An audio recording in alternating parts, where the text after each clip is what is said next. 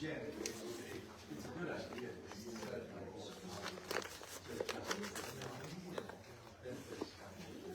Of course, it's just the meeting is 14.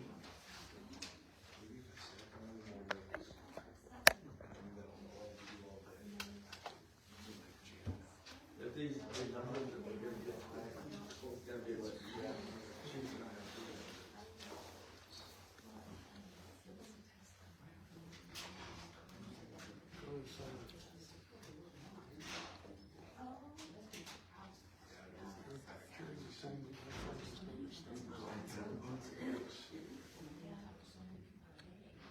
I never saw boots like that. It's just great. The last time all weekends.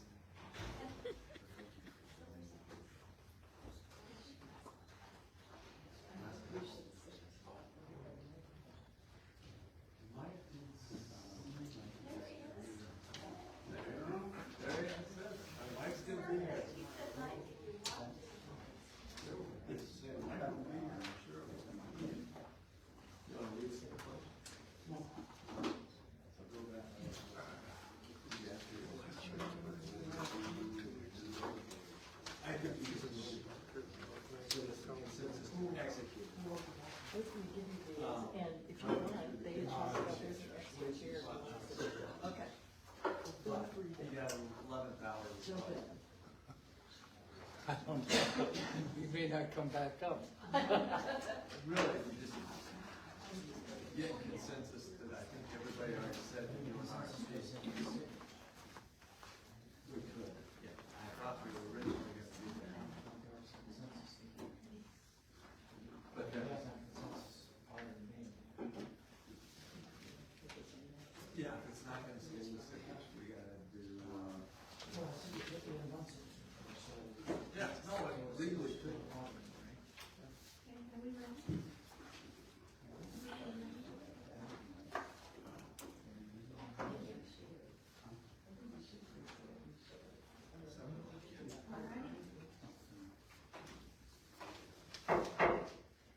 I'd like to call this meeting to order of the corporate authorities of the Village of Campton Hills. Roll call. Trustee Benetti? Here. Trustee Bodnar? Here. Trustee Burson? Here. Trustee Hassenberger? Here. Trustee Millet? Present. Trustee Muir? Here. President Wodnicki? Present. Please rise for the Pledge of Allegiance. Frank, will you lead us in the pledge? pledge allegiance to the flag of the United States of America and to the republic for which it stands, one nation, under God, indivisible, with liberty and justice for all. Next is public comments. We have not received any. Anybody for public comment? Okay, we'll move on. Number 4, motion to approve the fuel tax appropriation resolution for improvement under the Illinois Highway Code for Brown Road, Campton Hills Road, Danker Road, and Town Hall Road for fiscal year 26 and 27. moved. Second.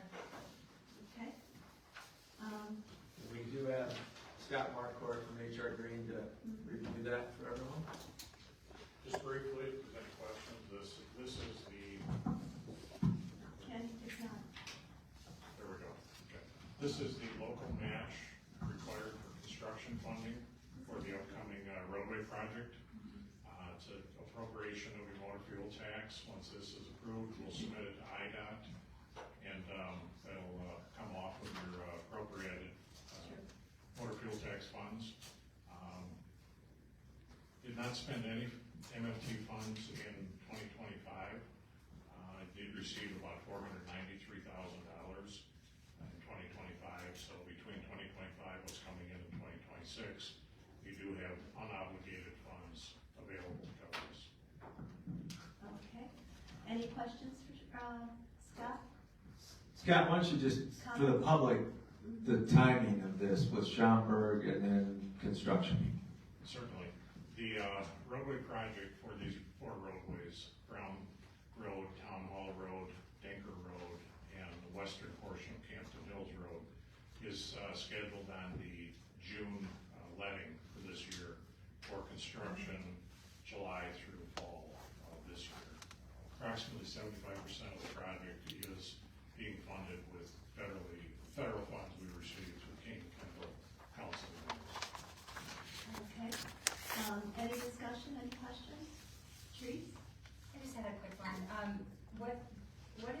actual total cost? It looked like there was, there were two different things mentioned. There was an 836,000 and then another 252. So are we adding those together? Is it about $1 million that we're talking about? Am I wrong on that? It should be a total of $838,683. Okay. Is the total estimated federal, total estimated motor fuel tax funding for this project. But Camden Township's paying some, Of those 4 roads, small portions of 3 of them are joint jurisdiction by the Township Highway District. So they will pay back to the village the respective percentage for those 3 roadways. So the, just the engineering amount, is that's separate then, correct? Engineering is separate. Is separate. Yes. Okay. Yeah, the total estimated construction cost is about $3.5 million, of which about 2.7 million is federal funding. Nice, okay, thank you. Any other questions or discussion? Okay, we had a motion and, Janet, go ahead. Again, for the public, if it hasn't necessarily been following this bouncing ball, we did originally approve this for last year, and we didn't do it last year because it just was not feasible to get the project let and built last year, correct? So Correct, it was not feasible to get all the approvals in place for 2025. We did actually not obligate this funding last year. Right, and we elected to do a smaller local program. Correct, last year's project, which will actually be discussed under the next item, was all. Thank you. Comments or questions? And we'll take a roll call. Trustee Burson? I'm sorry, trustee Millet? Aye. Trustee Burson? Aye. Trustee Benetti? Aye. Trustee Bogner? Aye. Trustee Hassenberger? Aye. Trustee Meir? Aye. Okay, motion passes. We'll go to 5, discussion related to the fiscal year 25-26 budget amendment of the general fund for roadway improvement obligations and expenditures for the remainder of the fiscal year, and that will still be Scott. Thank you. As you enter into your budget preparation process for this coming year, we were asked to summarize funds that were expended during the prior fiscal year. So listed out are the various projects, both engineering expenses, construction engineering expenses, and then the construction costs. I believe we also included grant fund, general funding for one grant application project. So all of those funds are listed in here. One item that is not listed is the reimbursement received by the village from the developer of Norton Lakes, which offset a portion of the pavement rejuvenation cost. Other than that, all of these were funds which were expended, approved, and then expended in 25-26. Okay, And the total, The total that we have that was expended last fiscal year would have been $911,954.37, less the, 32,000 from the development. less than 32,000, so approximately $880,000 from the general fund for all projects completed last year. all right. Any questions for Scott or any discussion? Hearing none? Okay, we'll move on to number 6. Thank you, Scott. Discussion regarding a resolution to amend the village personnel manual related to the following employee benefits. Chapter 9 benefits, section 9.3 group dental, 9.5 life insurance, and adding sections 9.11 vision and section 9.12 EAP. And this will be Patsy Smith. Thanks, Scott.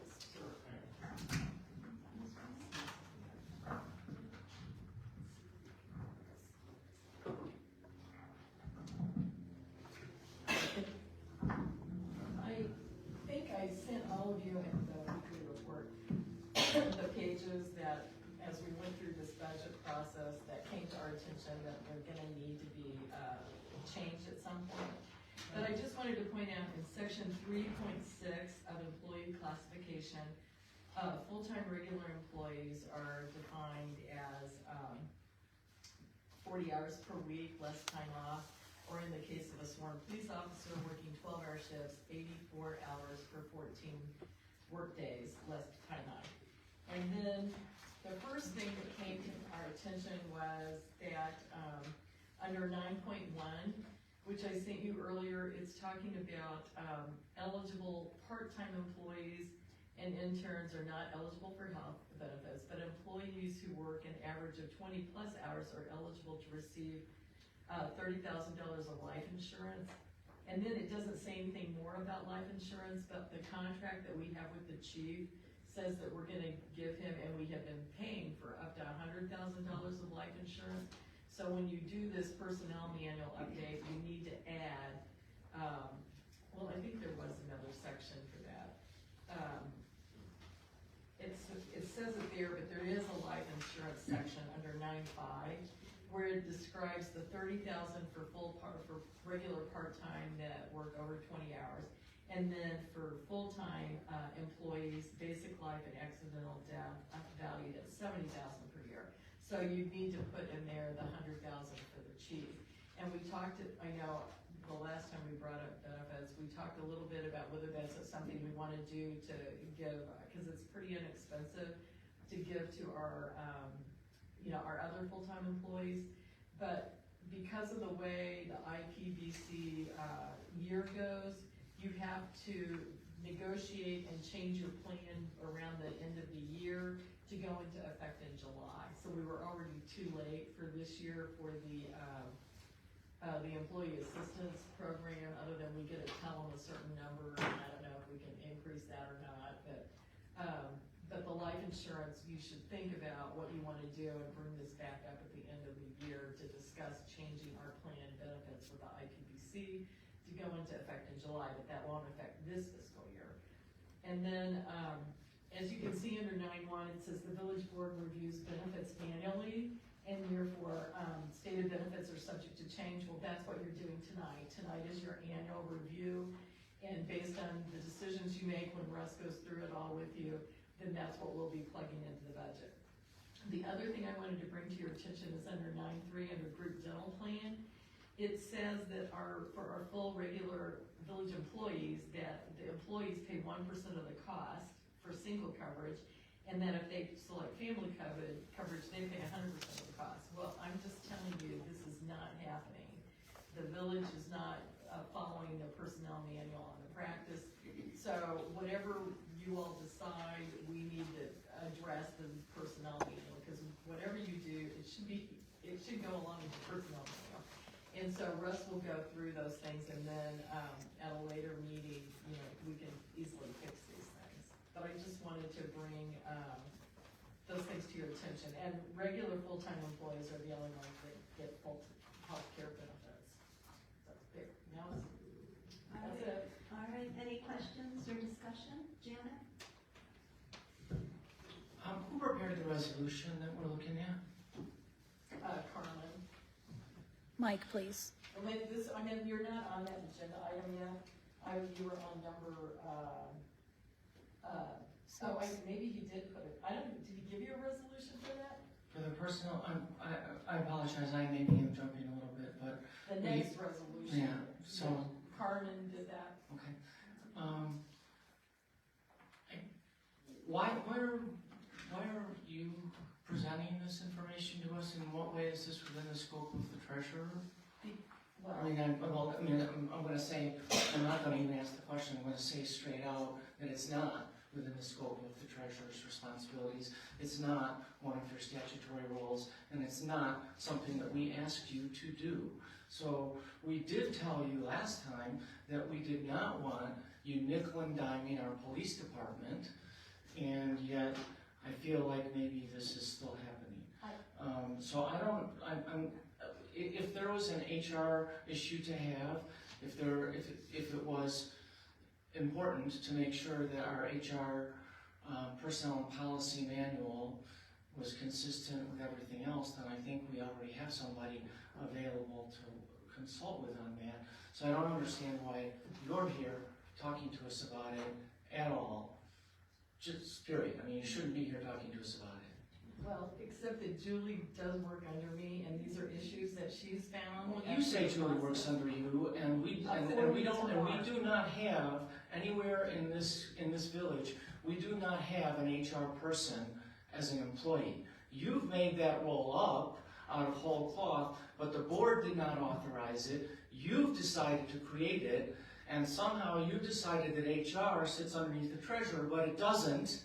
I'm right? talking about So- her role as payroll specialist, or the issues that she has. Well, last time you told us about onboarding, so you seem to think that it's a broader role than that. And you're bringing in the personnel and policy Why don't you handbook. talk to the administrator, because So- he's the one that told us. No, to I do really this. want to know why you're out of your lane. That's what I want to know. It's just providing information, that's it. All right, any other discussion or comments or questions? Alrighty, we'll move on to 7, discussion and consideration of a resolution related employee benefit cost share contributions for the village's fiscal year 26-27, and that'll be Russ. Russ?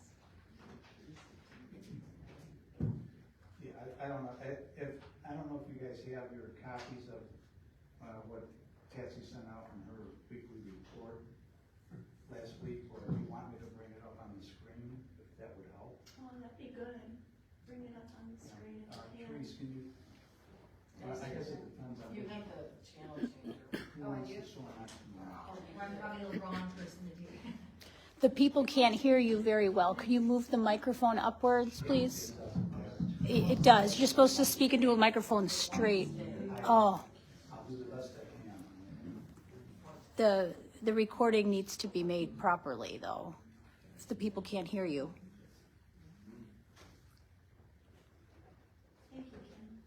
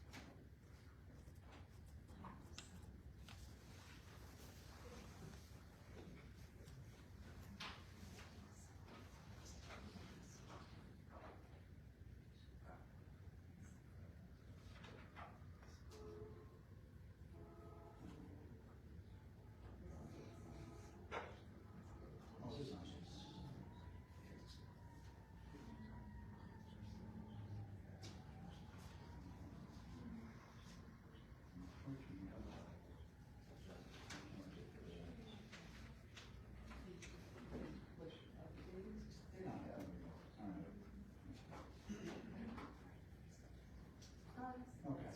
Can I have a motion to move this forward for discussion first? Motion. Okay, second? I'll second. Kim, second? Okay, roll call. All right, discussion. Go ahead, Russ. Okay.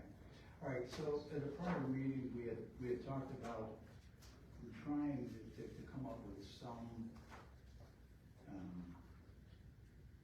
decision in terms of how much should be deducted from employees' paychecks for their health insurance. And at that meeting, there were a few requests made of a couple different scenarios. So you should have gotten that all in the packet that Patsy sent out last Friday. Russ, put the mic a little bit closer to. If you look at, the one up on the screen, this is the one that shows, the 10, 15, and 20%, okay? So in other words, what the employee deductions, and the balance is what the village is gonna pay, all right? There's 2 ways of looking at this, and that's why you'll see this section up here called allocating percentages, and another one called flat percentages. So I didn't know which way you guys wanted to go on this. But if you look at this scenario where we were told 10%, 15% for employee and spouse, 15% employee and children, and 20% for family.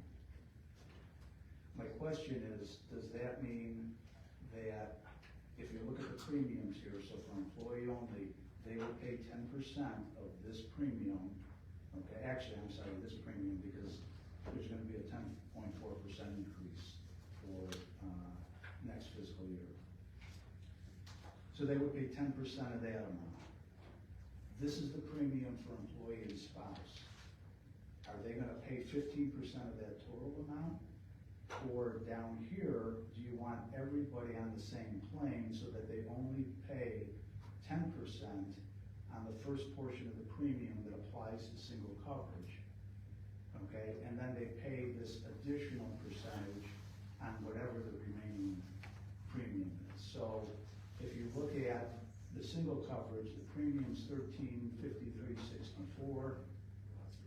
The employee pays $135.36, and the village pays $1218.27. Okay, so a 90-10 split. If you look at it for employee and spouse, the total premium is $2,411. If you do it this way, that employee would pay that same $130.64 of the premium, and then on the remaining portion of the premium, 15%, which equals $158.67. So at the end, they're paying $294, and the village is paying $217 of that $2411 premium. Okay, and then the same thing just rolls out for all the other coverages. The same situation with employee and children, and then family. So in the case of family coverage, total premium is $3,447. Again, the employee would pay 10% of the first $1,353 of that, and then they would pay 20% of the remaining premium, so that they would be paying $554, and the village pays $2,893. That's if you bifurcate that with these percentages. If you don't, and it's just a flat percentage, then this is what it looks like. So the single coverage obviously remains the same. For family coverage, they're paying 15% on everything, which means the employee, what gets deducted from the employee, and this is what employee and spouse would be $361.72 versus $294 if the first option is chosen. And you take it all the way across the board, you can see the impact on family coverage. If you bifurcate that premium, the employee would pay $554 for family coverage. Down here, if it's a straight 20%, they would pay $689. And that's the same scenario for each of these that we gave you. We ran this, and again, you should have them in there at 10, 15, 15, and 25. And then I believe it was Nick had requested a flat 12.5% across the board, 15% and 20%. And those are all in your packages there. And so you can see, kind of get a feel for the impact. Now, just to give you an idea, down here at the bottom, this white row down here, this is what's currently being withheld from employees' checks. So if you look at single, right now it's $115.44. That would go up to $135.36, whether you did the allocation of percentages or just flat percentages. For somebody, employee and spouse, their deduction would actually go down from what is currently being withheld, because we want to believe, we're not sure where these numbers came from, but this looks like it was closer to like at 1.30% of it being withheld. And then the biggest change is going to be to the family coverage, where right now the family coverage deduction for the employee was the same as an employee with children at $407.94. If you allocated the percentages, their premium, monthly premium would go up to $554. before, and if you just did a flat percentage, in this case at 20%, it would go up to $689. Okay? And then we just ran, the same thing for dental. Oh, and on here, I ran it out because there are two plans right now. There's a PPO plan and then there's a high deductible plan. We only have one employee on the high deductible plan, and that's just single coverage. But again, just so that you can see the full impact, if somebody decided they wanted to switch to high deductible, you can see what those premiums, and that's why it's not applicable here for the current deductions, because we don't have anyone taking those plans. Those options on the high deductible. What's that? No one's taking the options of other family members because it's single coverage on the high deductible, is that correct? Well, there's all four coverages available, but only one employee, and he just has single. Single, yes. I have a question. Thank you for putting this together. Looks like great work. I'm trying to decide whether it's easier to try and look at the small numbers far away or the small numbers right in front of me. No, it's not your fault. Yeah. It's the numbers. So, can you give us a feeling for the method that is being used today between this allocated percentage and flat percentage? What's being done today with the... Well, that's down here, that's this white line, that's what's being deducted. No, I see that, but that's what's being deducted under current rates and everything, so is there, what I'm trying to get to is, do both of these, both allocated and flat, represent a change in the method? Again, Janet, I don't know, because we don't know what methodology went in these numbers. All we know is this is what's currently coming out of their checks. We can't find any documentation in terms of how those amounts were arrived at. So I don't know. I mean, it looked like maybe at one point in time, and these amounts haven't been changed for a couple of years now. So it looked like possibly for the employee and spouse and employee with children, it was about 30%, just a flat 30%. I don't know if that answers your question. So it was like, they didn't do it where it was 10% for the employee portion of the premium and... All right, so I'm trying to put myself in the position of a police officer who doesn't necessarily understand quite how we arrive at these numbers. They know the number that's getting deducted from their check, and they don't quite understand how we got here. But if they did try to understand how we got there, then what I wanted to get to is whether whatever understanding that they had in this fiscal year that we're just ending is the same understanding as either of these light or dark or blue options that we're offering. Because if I'm imagining, if I'm that police officer, that it's one thing if you tell me that the rate of whatever is going up, right?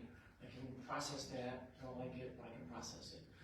But when you tell me that the way that we're calculating it is changing, then it's harder for me to follow, right? And so what I think I'm hearing is that we don't know what the methodology was that we've been working under. And so you've given us two different choices of ways that it could be computed. And it's probable that this white line that we're looking at, whatever the methodology that was used at one time, we plugged in this, we plugged in that over time, so we lost coherence on that. We don't really know. We don't know, and Chief can maybe talk to, as far as the employee, I don't know that they ever had an understanding, they just knew there was an amount taken out. Yeah, I mean, I think that's an important question, is whether you think that your guys would feel that we're changing the rules of the game in some way. To the point, Russ is exactly right, because I've been here 12 years, and I couldn't even tell you how we came to those calculations. But what I can tell you is no one is unrealistic. people realize that insurance is going up, period. The method that was used here might not be the correct method to use, and people realize that costs very likely are gonna go up. So no one's gonna be devastated or extremely upset over that. We all realize it, but I have absolutely no clue how those numbers came to, and I've been here 12 years, so. But, Sorry, that wasn't very clear. well, Chief, but those percentages you and I, That was very clear. that you and I gave to Russ to try to run the scenario, the 10, 15, 15, and 20 are other municipalities with police departments. Those are not on the line. I don't think you're out of line in it. I've seen all of it. I've seen Trustee Bodner's, like, I've seen all these numbers. I don't think any of them are out of line. Like, all the agencies I went to, I mean, there's people that are 25% family, roughly, that's about to go in. I don't think if 10, 12, 15, 20, however it's done, I don't think any of these are out of line. So I did the study of like 5 other local agencies, one being a sheriff's office, that's very large, other ones smaller than us, and everyone's, for the most part, was in the same ballpark with the percentages. Okay, Nick, go ahead. Thanks. So when I'm looking at this, there's still to make a decision, there's still some pieces to the puzzle that are missing. And while what I thought I requested last week would have been adequate, it was helpful. Now it's, we're trying to balance employee incentives with affordability. And the employee incentives part of the puzzle, of course, the dream and the goal is to keep it as low as possible, being an employee incentive. But the affordability part is still a mystery to me, because what these don't give us is total expense right now, and then total expense with the changes. And then I feel like it would even still be hard to make a decision if we had those numbers before we had the whole budget in front of us. So I'd be curious if we could come to, my idea would be to come to an agreement on a maximum that we would be willing to put forward, and then kind of a goal. Like, we'd love to see these at 10%, but we're not willing to go above 20%. And then when we're reviewing the budget, to have actual total costs with the chief's full anticipated payroll, with what the goal is, whether that be 10 full-time officers and 4 part-time officers, whatever that goal is, and then to be able to manipulate it inside the budget as a whole. But we won't always know that, because the employees can choose a different plan. But we can use the data that we have. We now can as a use the model. existing model, but that's why the chief and I looked at industry kind of standards. And even if we put into it 10% 20% overage. The 10, 15, 15, and 20 is not onerous on the employee. We wouldn't put forth a recommendation, the two of us, that was onerous or hurtful to the employee. We absolutely can say that. But we have to have a decision, because before, well, all we did is say, keep it flat, don't change their amount of what they're paying for 2 years in a row.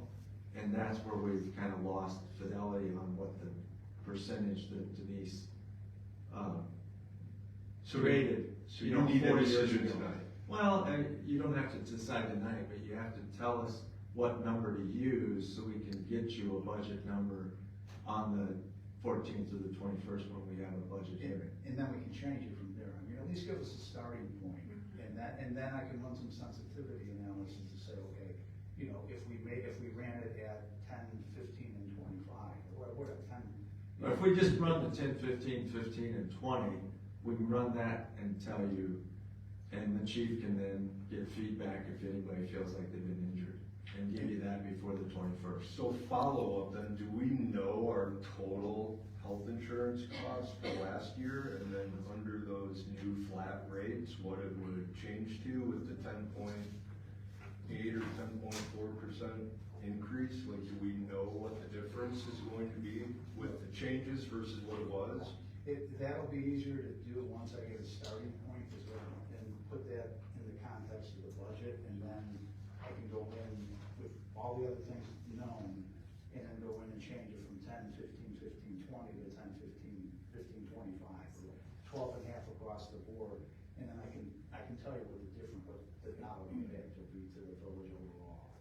Would you anticipate that the village expense is going up, down? Because we just don't know how many single employees there are, how many families there are, like, we don't know what the allocation is. Chief, you and I looked at that, what was it, 247 or 227 for the police portion of the cost of insurance last year? What the budget shows, it was budgeted at around, oh, sorry. It was around 250. It was like 257, 267. That's what was the projected budget for it. But again, I don't know how that number came to, right? But that would be going up by 10.8% to get to, I think answer your question, you're trying to put Russ and I on the spot on. But it'd be based on that number just for the police portion, but our only other one-time employee that's eligible for insurance is, I don't know what color, it's Michelle. Michelle's the only one, and that's in the plan of the police. So doing the 10, 15, 20, the budget item for 290,000, which is just the standard, it's just the inflationary increase of the insurance. That's the 290. Okay, which 290? We were budgeted 267 last year. We're talking about a 10.8% increase this year for premiums, which would get us to Well, another 290, 300,000. Well, the first number you threw out was what we budgeted. I don't know that that's the actual. So if we kept things apples to apples for next year, it would just go up by 10%. If in theory, yes. Yeah, so the 10, 15, 20, how does that affect that number? Does that number now go up? Do we budget more for healthcare, or do we budget less for employees? It depends on where you go with this. If you look. Well, in all cases, I think you're gonna budget more for healthcare, because our cost from IPBC is going up by 10.8%. And it wouldn't affect that if we did a flat rate of 20% versus 15% versus 10% across the board? Our raw number is gonna go up by 10.8. What percentage the employee pays versus the village?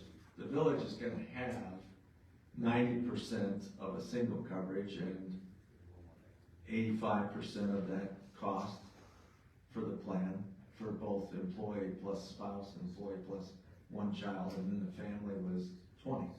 So it's an 80-20 split of the total premium for each of those plans, is what Russ was trying to show you. And I understand that, but if it might not answer the question. No, I think employee right now pays like 8 or 9%. It was like an odd number. It was under 10%, right? Isn't it like 8 point something? Yeah, that's because of the artifact of 2 years in a row. We didn't increase their deductible, or their portion of the health insurance for 2 years in a row. Sure, and all I'm saying is it potentially wouldn't be unheard of if it was the max flat rate across the board, if most of our officers are single employees. If it was 20%, I would like to see it at 10%. But what I'm saying is if we saw what those projected numbers were, I don't know if we're increasing our budgeted line items significantly, if it's gonna be the same as last year, what our overall budget's going to be, where to allocate things. I just feel like we're kind of a little bit off the cuff making this decision. No, we researched what other agencies are doing on the cost share. And what you have to understand is that Denise getting the village accepted into the IPBC was a wonderful cost-saving move, that you can't go out with 15 lives and get a good price point for health insurance. Being in the consortium, and IPPC has large communities like counties, and then they have the smaller ones like 15, 20,000 populations that have, you know, under 50 employees. So we're getting a group rate for that total premium.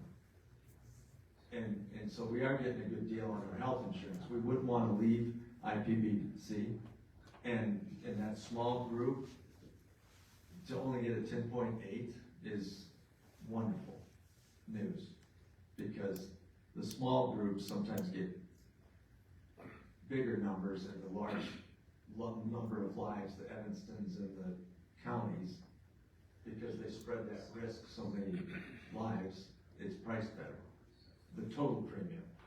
But the share is kind of an industry standard. That's why I had the chief do it independent of me to get to those numbers as being a fair allocation. Mike's probably got some experience in his. No, man, I just pay it. Actually, at this point, we're on Michelle's insurance. I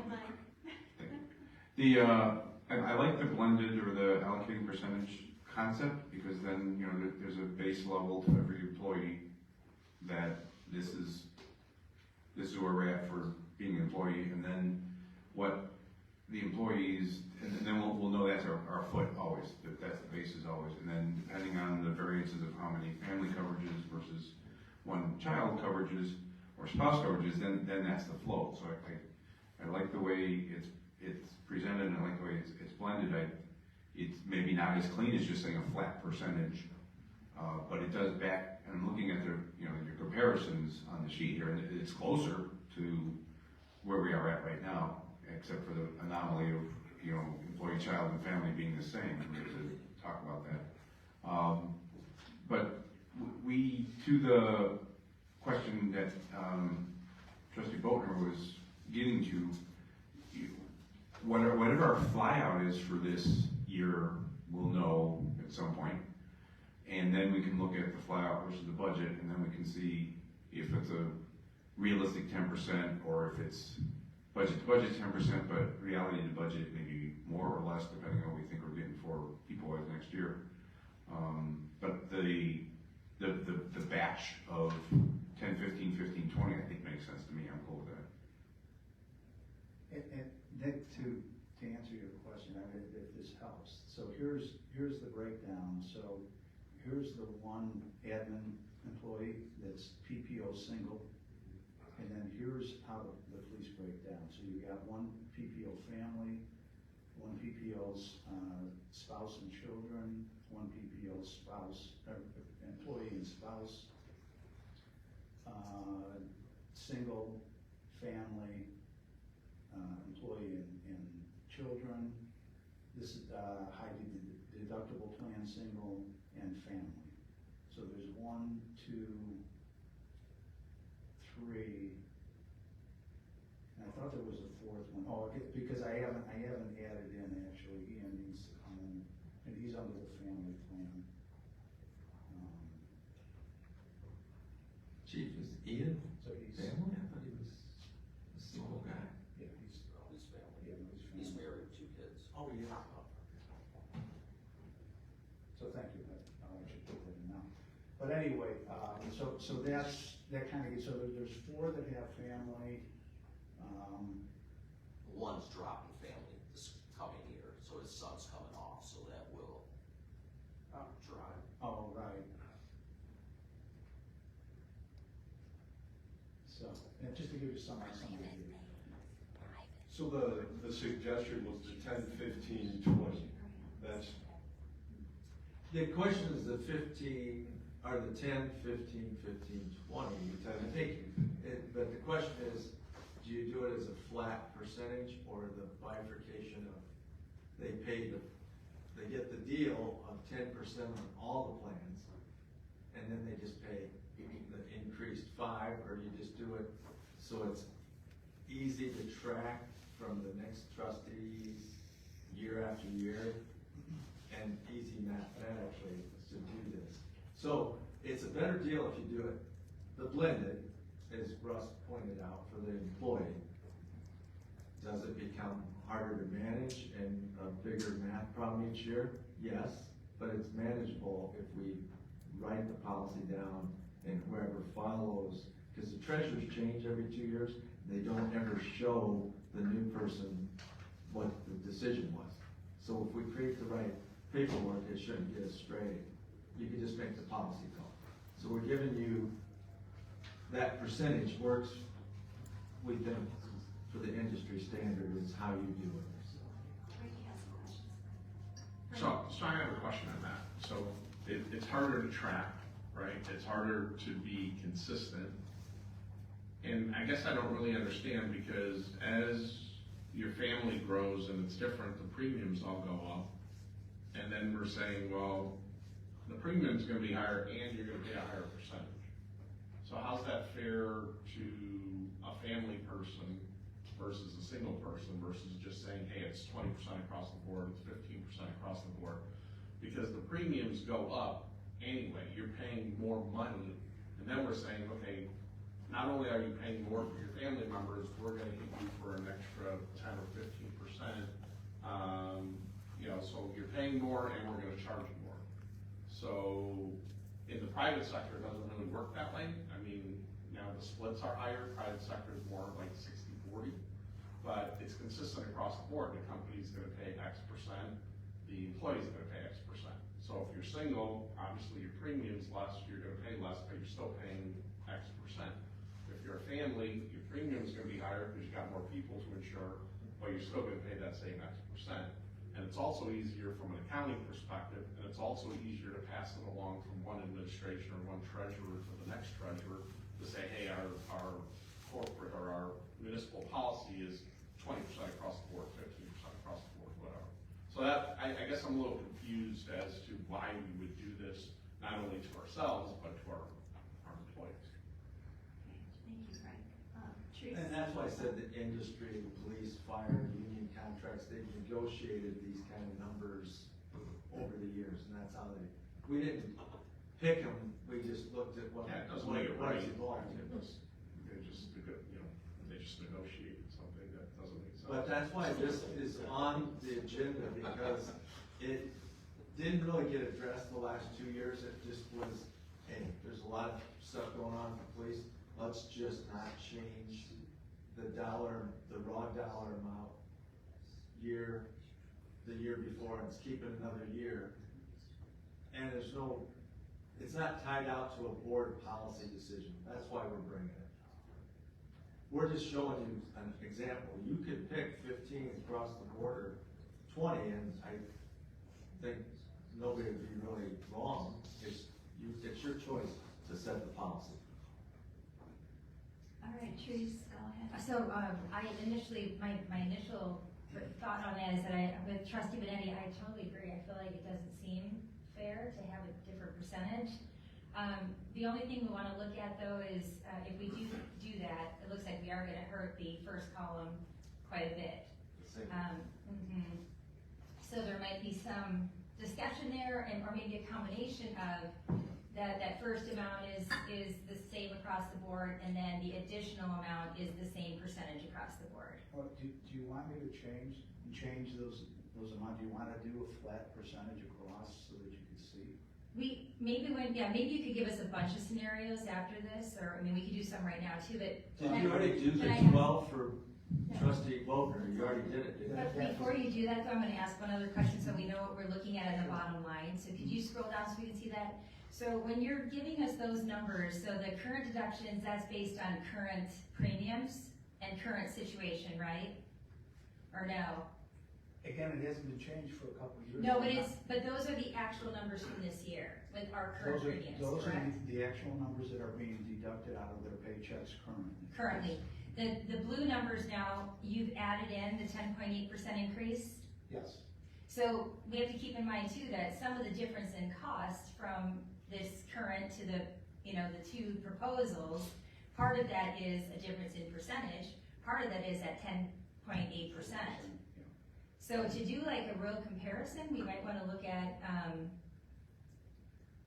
I guess maybe to kind of like explain it to the employees, to look at what happens before the 10.8% increase and then add that to the conversation and add it to the numbers, just to kind of get an idea of what we're actually doing, to see how close we're keeping it to the old numbers if we take that out.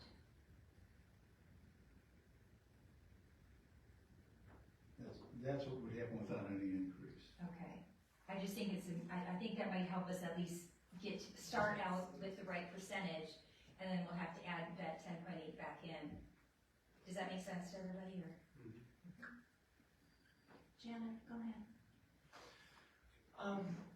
I kind of started some of this in asking questions about how this is affecting individual police officers, and so I appreciate that discussion.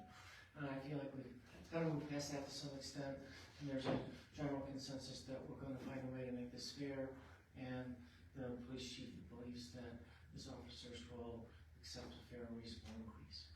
So what I would like to do is ask if you can, not in real time, but in the coming days or a week or two, shift gears slightly and show us under each, and it's not under each of these columns, it's not the right way, under the different percentage arrangements that are discussed, the 10, 12 and a half, 15 and 20, what is with the census that we have, understanding that changes sometimes who has family and who doesn't and so on, but with the census that we have, as best as we know, how does that roll up to a budget number? Because we're trying to make sure that we have equity for the officers, but we're in a budget process here, so what we really want to know, from a budget standpoint, is what does the decision to give people just 10%, what does that cost us? Versus if we go 12 and a half or 15 or something, right? Well, how does it actually roll up into a budget line item? And I understand it's not going to be exact because we don't know exactly what the census of people is going to be, but based on what we know today. So under each of those scenarios that I sent, that went out in the packet Friday, you'd like to know what the total dollar impact is on the bill. Right, I think it's 4 numbers, right? 10, 12, 15, and 20%. I think there were 5 in there. It was 10, 15, 15, and 20, 10, 15, 15, and 25. I'm thinking of it simple. I think the 25 is not gonna be. I'm thinking of across the board, just 10, 12 and a half, 15, and 20. Right, and how does it roll up to a budgetary number? Okay, 12.5, 15, and 20. Russ, next question. Is there any way for you to create just a spreadsheet where we can punch in our own percentages and watch the numbers change? Instead of having you do 15 different scenarios, just you do a spreadsheet with all the base numbers and we can decide, we put in percentages and we can each do it ourselves. I mean, if you have an Excel spreadsheet, you should be able to do that, right?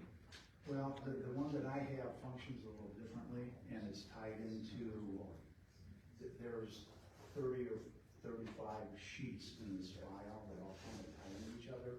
I could build one for you if you want. Well, whatever's less work for you, I guess. I mean, I'm just thinking. It would be less work for me to punch the numbers in and give you the dollar amount. I mean, and again, don't be afraid to ask me for more percent. If you want to see 13 3/4%.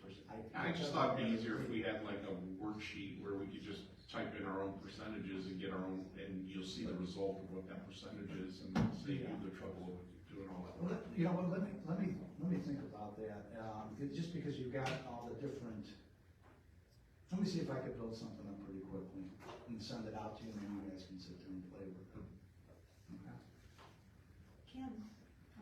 Russ, I hate to put another one on you, but I would like to see the 80-20 flat. So an 20% flat. Well, I think, yeah, that was one of Janet's, I think, wasn't it? Yeah. I think she said 10, 12 and a half, 15, and 20 straight across. Only because those were numbers I thought I'd heard. Mm-hmm. I'm not glad to listen. Yeah, no, I mean, but if that's what you, is that what you were asking for? Janet? No, I was asking for the flat where it's, the village pays 80% and the employee pays 20. Right, well, that's what, yeah, so, Which yeah, one is that? that would be one of what Janet was asking. Okay, okay. Oh, okay, never mind, I misunderstood that. Yeah, so here, and actually, I can show that to you now. And 20, alright. And this is what it would look like with a flat, so you look at these lighter blue percentages down, or numbers down here. This is what it would be straight across the board. At 20%.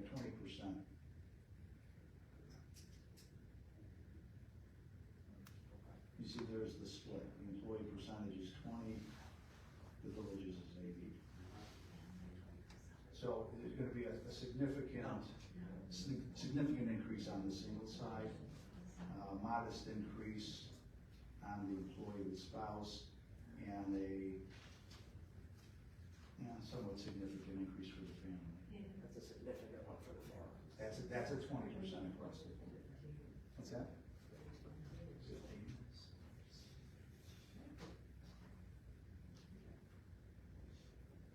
Therese, go ahead. You don't have to do this right now, but when you do some of those other scenarios, can you also, I know you were kind of giving us a breakdown of for family with one dropping next year, and then a certain number of singles, certain number with spouses. Could you tell us what those are this year when you give us this stuff? And then give us an idea, if you know someone is dropping down, then just in the projected numbers, just put that in the projected numbers. Yeah, I mean, Just so, a lot of that is gonna really impact your budget depending on where everybody lands, right? If we're going down in the percentage and we're paying more, but it's not just in the fuel costs, you know, it's not gonna have a big of an impact, but if we're increasing the biggest, group, then, you know, just, so, but you had those numbers, I think, but I don't wanna make you go through them right now, so just do it later. Okay. Thank you. But maybe we could get, just, so we know and give some direction, Frank had the simplest, straightforward way, and Kim just hit on it. It's just, I think Nick asked for the 12, flat all the way across. And I think, I didn't really see a number from Frank, was it 15? Yeah, if we're doing different scenarios, I would do maybe the 12 and a half, 15, 20. I mean, that was, sorry. So yeah, I would just do, you know, Nick asked for the 12 and a half, I would do 12 and a half, 15 and 20 and see how it impacts everybody. And I mean, Russ just did it there. I mean, Sure, yeah, he can do it. Yeah. I mean, because that way we don't have to do all these bifurcations of 10% for the single, and then 10% of the 15, and then they just pay the 5.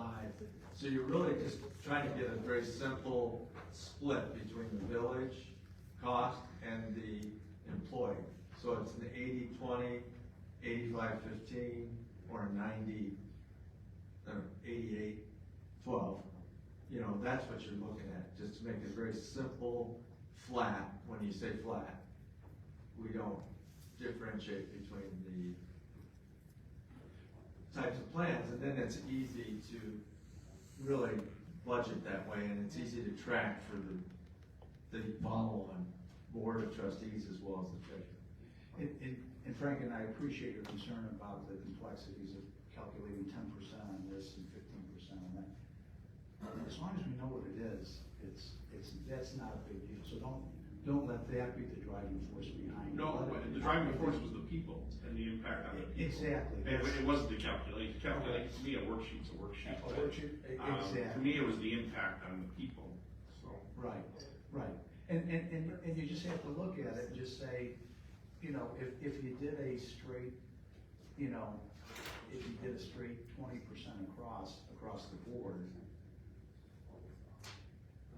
you know, maybe the people that have single coverage think, you know, I get 20%, you know, I gotta pay 20% of my coverage, and they've got a whole family, and they're only paying 20%, whereas when you kind of do it with 10%, where everybody pays 10%, and trust me, I'm not arguing with you, that I'm just trying to lay out the facts. When everybody pays 10% for single coverage, every employee is getting the same treatment. And then they're only getting, it's a different percentage for anything above and beyond that. You know what I mean? So it's kind of your 90-10. Yeah, I get it, but then we don't pay a single person differently than we pay a married person with 3 kids either, so they're all making the same amount of money too, so. Right. You know, it's all relevant, right? Yeah. So it just depends how you wanna argue it, so. Well, exactly, it just depends on how you wanna look at it, and there's no right or wrong answer. It's just At some a point, I'd cost. like to have an answer. Let's see I if think this Nick Nicholas has another first question. and then Trees, yeah. Yeah, because you do want to get some information and direction from this meeting. The 12.5 seems to be the most reasonable out of all the spreadsheets you sent. I mean, there are some that go up, some that go down. It seems to, just without doing the arithmetic, be the closest average to keeping things as consistent as to what they are now. There are some columns that are gonna go down, some that go up. Everything else seems to either impact everything up or down. So, I mean, 12.5% seems to be the most reasonable from what I can see right now. And then that'd be 87.5 cost to the village for all plans. Right. And 12.5, no matter which plan you pick, Flat. flat. And I think that's easy for us to track into the budget. And if that's your standard, year after year, that's just what it'll be. They pay that percentage after the IPD sends us whatever the cost of insurance went up. Up on the screen right now is 12.5% across the board.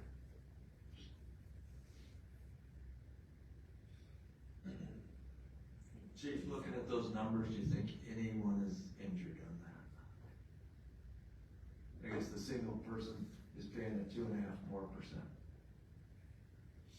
Yeah, the single person is paying about, what, $38 more, and everybody else is paying less under this scenario. My sheet's different than this. Don't know why. Maybe I'm looking at the wrong sheet. On mine, Does it have the 10.5 or 10.8% in there? mine's 12.5 across on the yellow line. So in family, mine is 430.97. Yep, that's my yellow line. You took out the preliminary increase. Oh, the increase isn't there. That's why. Okay. There we go. So, Is that now? yeah, there you go. There we go. Now. Yeah, I forgot I had taken that increase out of the logo. So this is what it would look like with the increase. Which we just received word today, that is the final increase, was at 10.4%. And then to Trustee Benetti's flat number, you're choosing the flat number. I mean, I'm only one voice, but that's my preference. It just seems like it's easier for everybody. And Nick, that was your intent, right? That was what I thought going into this. I would like to see. Does anyone? Trees, go Oh, ahead. I was gonna say, don't totally eliminate that, bifurcated analysis though, just so we can kind of see what happens. But when you were doing it, on your sheet, were you giving a different percentage to everyone above the single? So was it the single pulled out and then the excess, was that the same percentage across the board? Right, yeah, so the way,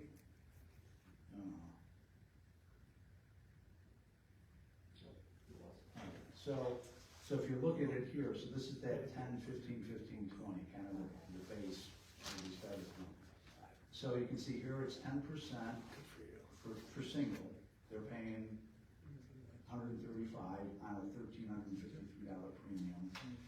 So is the person with employee and spouse, they're paying $135 on that first $1,353 of premium.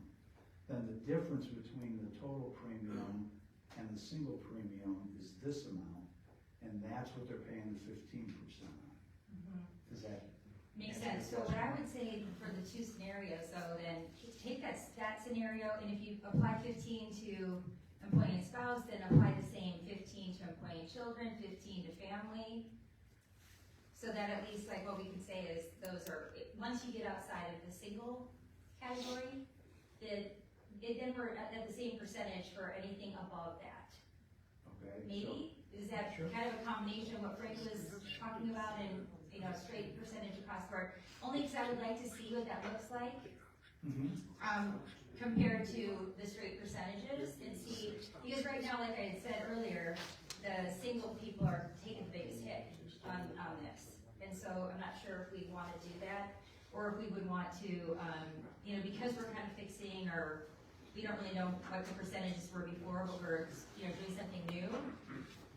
Maybe we step it up, and the first year we do this, we do it one way to kind of not have the singles get hit quite so hard, and to kind of share it a little bit more equally with what they're already paying, or what they're used to paying, and then, work it through that way. Does that make sense? So this is 10 with 15% on any additional coverage, whether it's family, single, or I think that, spouse. I don't like that idea of seeing that way maybe, but I don't know, what there are other thoughts on that. Well, that helps the family.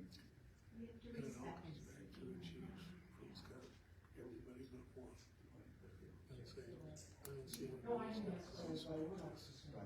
If, Go ahead. I just wanted to say, I respect everyone's opinion here, but I agree with Trustee Millette. I like the allocated version that you did. At first, it seemed like maybe it was a little complicated, but, as you pointed out, we can do amazing things with spreadsheets. So once we get the rules down, I don't think it seems that it actually, it aligns the expense better with what the insurance the person's consuming. And, so I feel that even though it looks more complicated at first, I think that it gives a better representation in the end of what we're trying to achieve. Okay, are we ready to move on? That was good conversation. All right, moving on to 8, discussion and possible. We don't need a roll call, it was just discussion. I don't think so. Discussion and possible consideration of a motion related to Metro West Council of Governments lease expiring on September 23, 2026. I don't know if all of you know that Metro West Council of Government, they lease the office next door to us, going east. So I'll accept a motion for discussion of that and possible consideration. Mike moves, Ken seconds. Roll call. Well, we gotta know what we're gonna do. Okay, We should just go. just discuss. All right, who's first? Ken, you go first. Okay, so, how does Metro West get their money? Is it just from dues?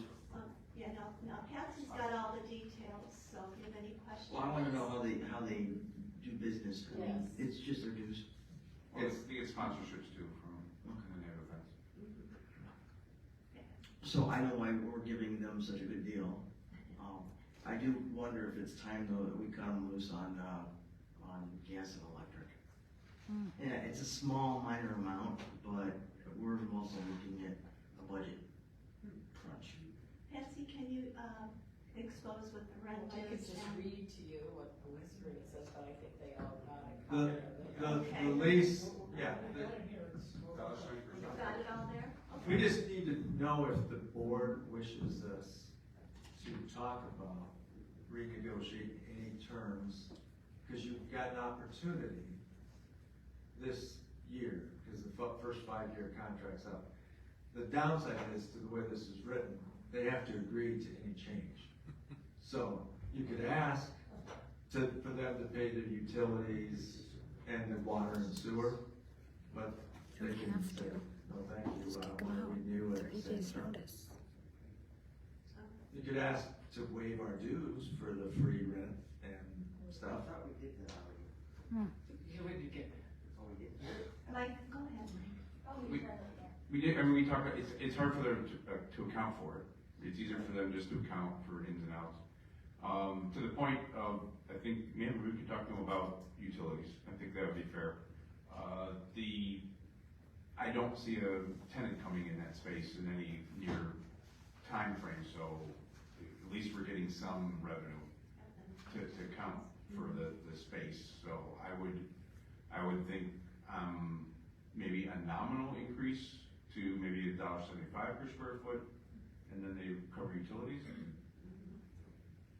Would you all like to know how much you've paid in utilities for the last 2 years? Since May first of since May 1st of 24, you've spent, let's see, $1,160.40 in NICOR and $7,004.20 in Con Ed.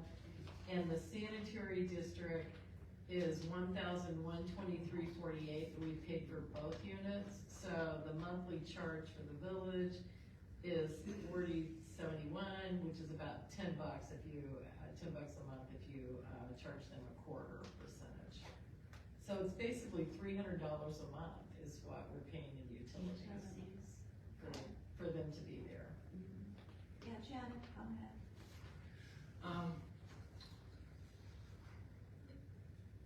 I have mixed feelings about the issue because it's small change and doesn't really affect our budget. And again, being brought up by someone who's really not in a position to talk to us about this. However, I brought the issue up a couple of years ago, and the reason that I brought it up 2 years ago is because I assumed that everyone had calculators when this deal was done, and they knew what they were doing. And the reason that they did it was because the former president was anxious to get in the good graces of Metro West, and sadly is no longer the president, sadly for him, I guess. And so that effort to, to get to curry favor with Metro West mattered not when it came to who was the representative the following year. So I think that played a lot into why this deal was done in the first place. All that said, we understand they're a nonprofit org, they're here to Trustee Millett's point.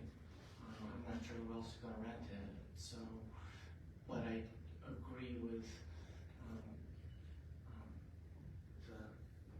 Trustee Millett that we should at least be, Trustee Millett suggested we should at least be, or Kim, I'm sorry, Trustee Mir, we should be at least recovering our utilities on this.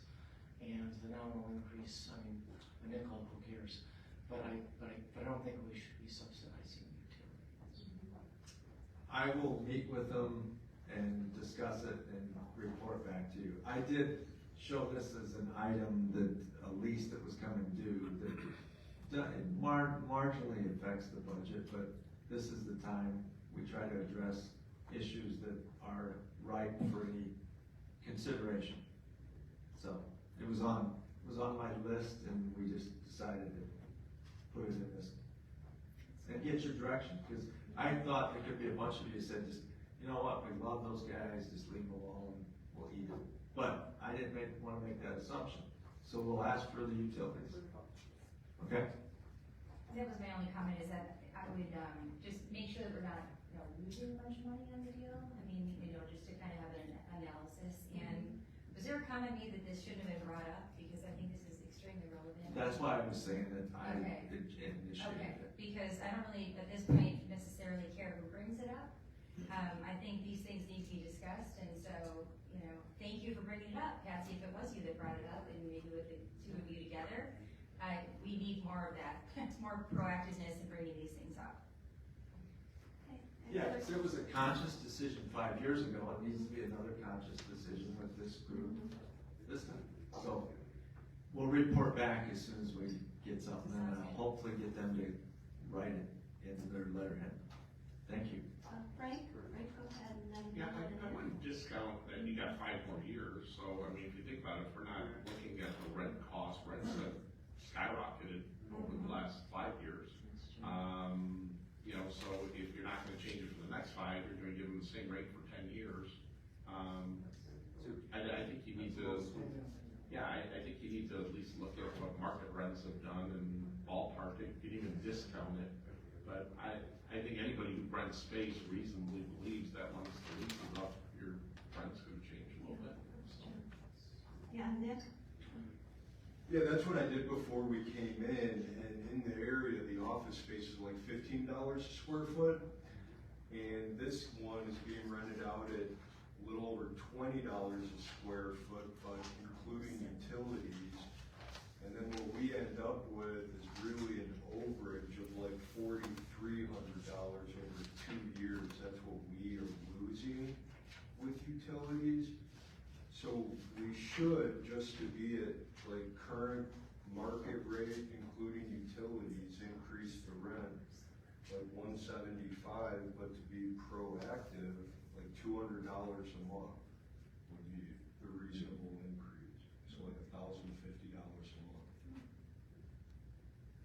And that would get us to $15 a square foot, and it would include utilities. They're paying $1.70. Utilities plus $15 a square. No, it would, yeah, that would be included in $1,050 a month. It would cover their utilities plus $15 a square foot. All right, I'll see what they say. And I didn't go into this being overly compassionate to who the tenants were, and maybe the village has a different perspective, but just that's what the rate should be. We'll get a response. Yeah, anybody else? Okay. Moving on, we're on 9, discussion related to setting the budget hearing for Tuesday, April 14th, 2027, and I'm just looking for a consensus. I'm actually just speaking to Russ just this afternoon. I'm gonna ask if we could do it on the 21st, because that gives Russ more time to make some necessary changes, so he's got a robust, completed document a week before the hearing. It could be a hard, because Russ got some other issues that are happening to him that are extraneous to this. So if we could give it to the 21st, you'd have all the documents to you on the 14th, so you could ask him questions before the 21st, so we could have a productive hearing on the 21st. Yeah, I mean, that certainly would work better for me. Okay. My concern is that I don't wanna rush something and give you guys something that's incomplete or has holes in it. I'd rather give you a more finished product and try to get it to you, say on the 14th, get you the document, give you a week with it, and then we can meet on the 21st. I just think it would go better. I don't wanna waste your time or my time, by giving you something that's incomplete. Go ahead, Teresa, then we'll go to Mike. We just may want to change that to 2026. Oh, how about that? As much as I'd like to put it off for a I year. wouldn't mind either. Holy moly. Well, because it's fiscal 2027. Right. Michael, go ahead. Just looking at my calendar, assuming everything, we don't have a lot of fluff, so assuming everything's copacetic on the 21st, that's cool. If we need to have a second meeting, just FYI, I will not be in town on the 28th. On the what? April 28th, I will be The there. following week. The entire week, Mike? Yeah, well, no, first few days. So we could do a Thursday if we had to, I We could. suppose. Okay, so what are we settling on, the 21st? April 21st? Okay. If that's a real good idea.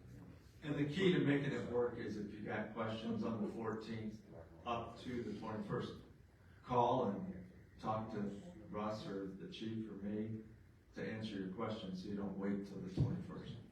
And that should give you time, again, give you a week with it.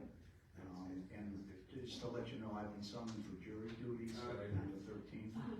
So I may be unreachable at times, but I'm considering I'm gonna be whatever. Kim, go ahead. So would the 21st be our normal time, or is it gonna be earlier? Kind of need to know, I might have a conflict if it's early. Oh, 7 o'clock, I would say, the usual time. Well, what we will probably ask you at the end of this is that we would hold the regular agenda of items and warrants and minutes on the 14th.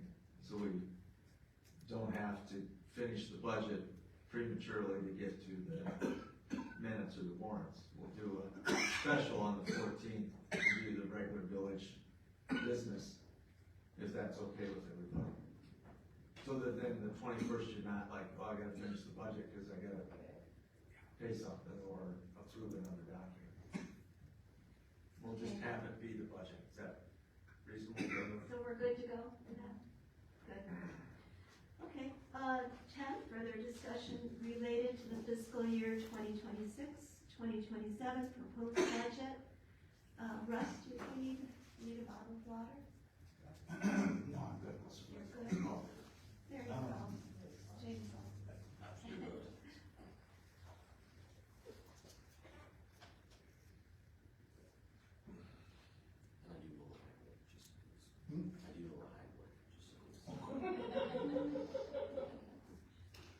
I was joking once, my mother asked me if I wanted hemlock.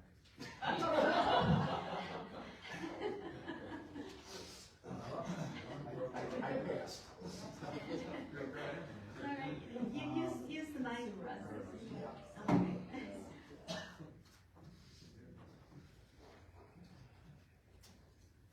Oh, jeez.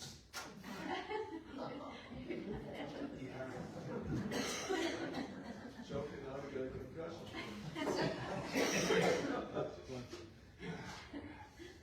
What happened if we took the hemlock? It'd be over already.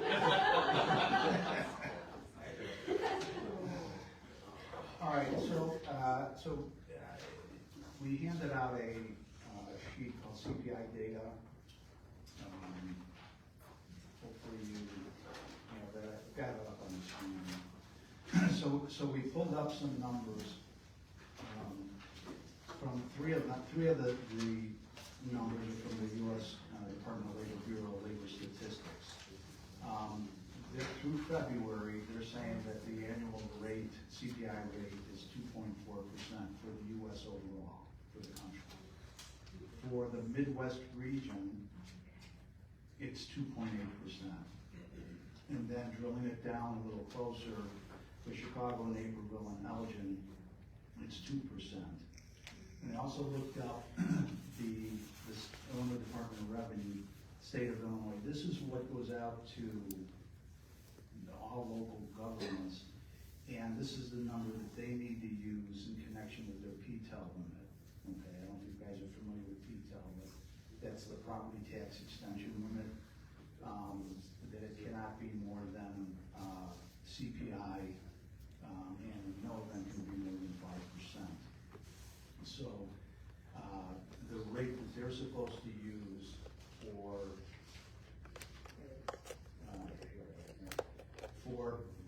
the 2025 levy year, which are taxes paid in 2026, was 2.9%. If you average those, you're at 2.53%. A few weeks ago, a month ago, we had a meeting with Mark and Barbara and Chief and Patsy. You were there, right? Yeah. And we're talking a little bit about increases. Obviously, you know, for salaries, the biggest impact is on the police department. And we had thrown out kind of three scenarios. We discussed three scenarios. One was 3.25%, one was 4%, and one was 5%. Obviously, this CPI, this basically reflects inflation, right? If we were to give 2.8 or 2.9 or whatever it is, that would basically keep the employees in track with inflation, but it does not include anything for merit, okay?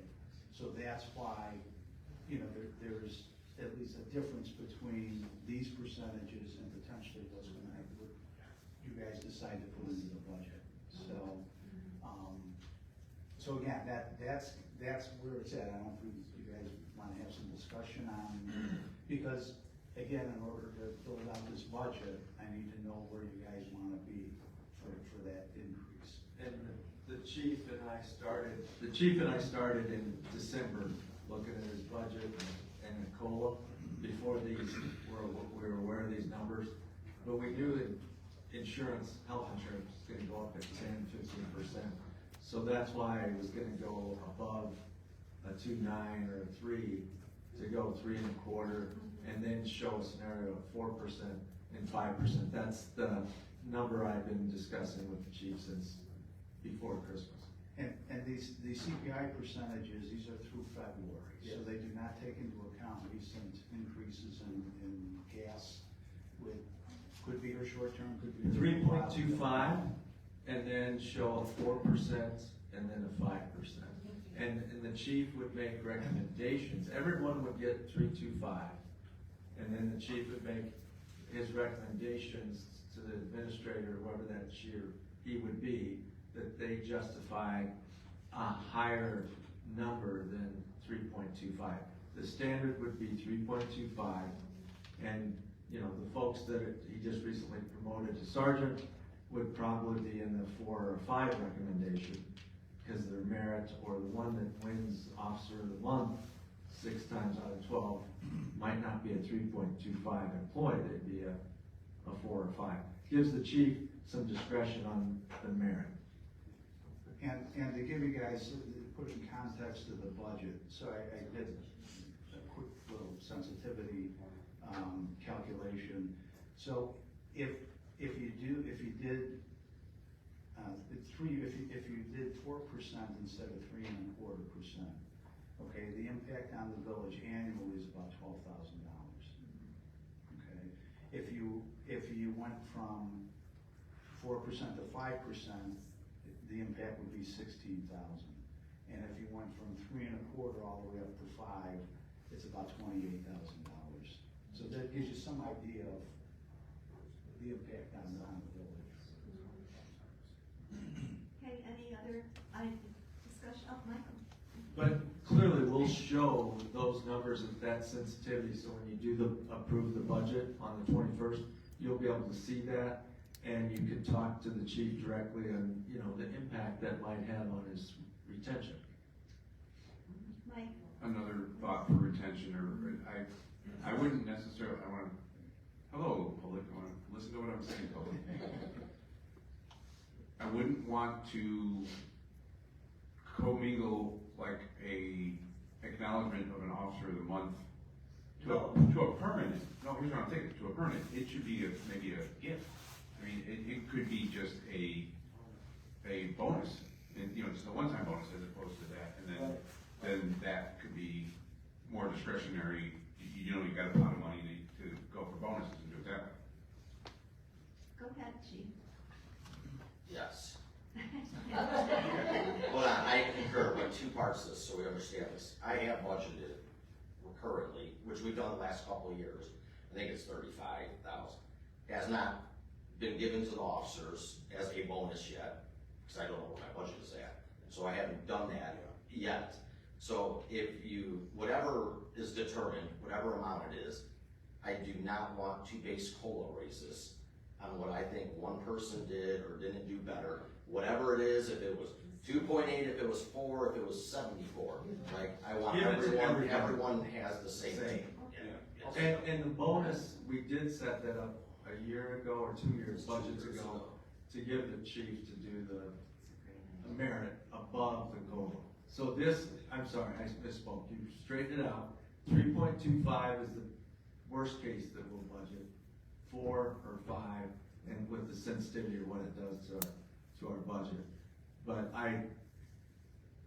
we can give you more detail offline of what we structure our officers, how they rank in the surrounding area, and that's why I spoke about retention.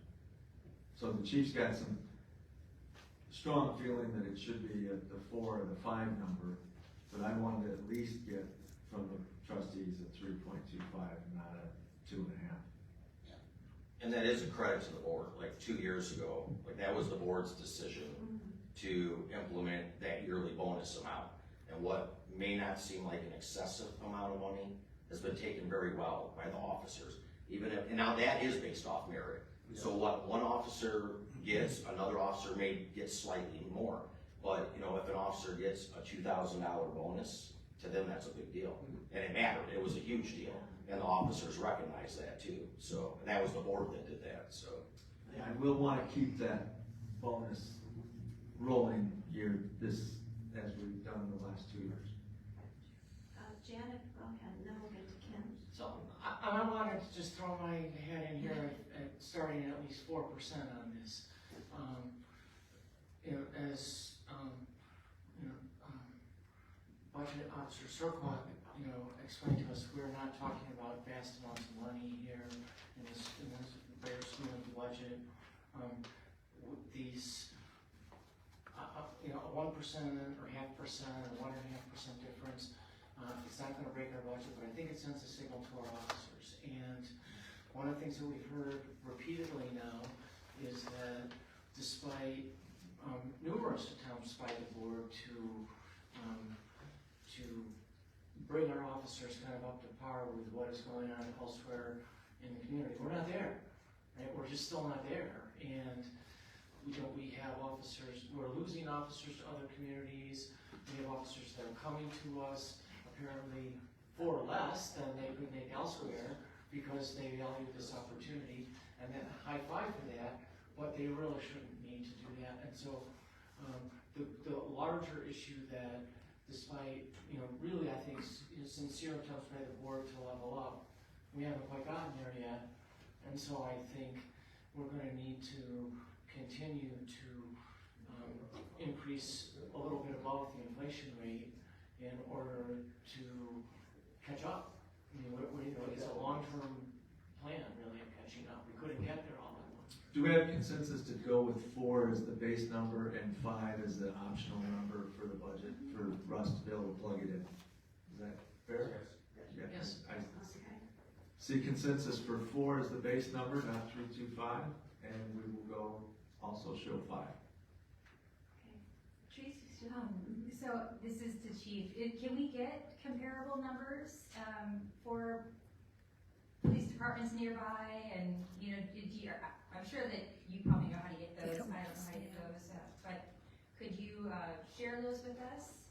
Yeah, I could give you all a copy. Actually, it was, I have to pull the exact agency. So late last year, a northern agency, and I like what they did, was they were out of Lake County. I think they were close, a smaller agency like us.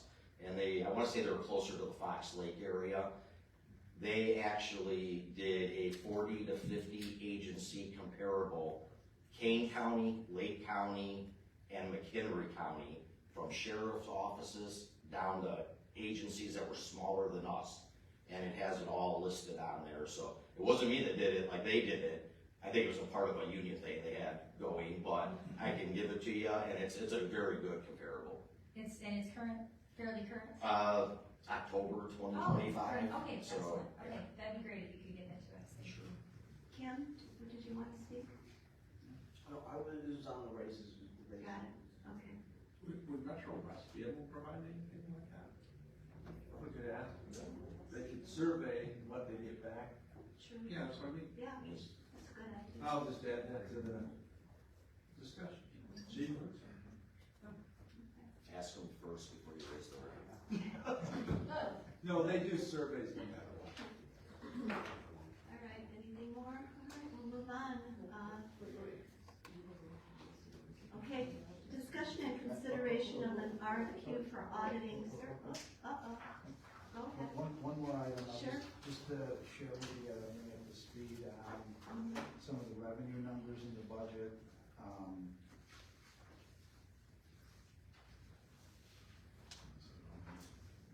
getting my way to it. I think she handed it out here. So, we went ahead and we used these are out of that IML magazines. If you look at this column here, the municipal fiscal year 2027 initial forecast, these are the numbers that I use. So for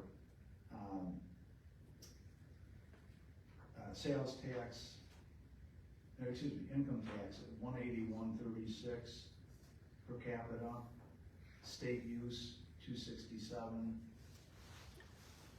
You can see the motor fuel tax numbers.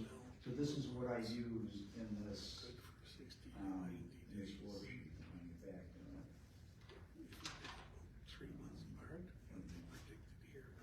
you can see that these are those same numbers over here. That's what this FY 27 budget is. 3,252,000 is what that works out to. And and that includes just estimates, our own estimates on the sales tax, building permits, and the grocery tax. But otherwise, the rest of these are all calculated. And what we did was, because there's a proposal by the governor to,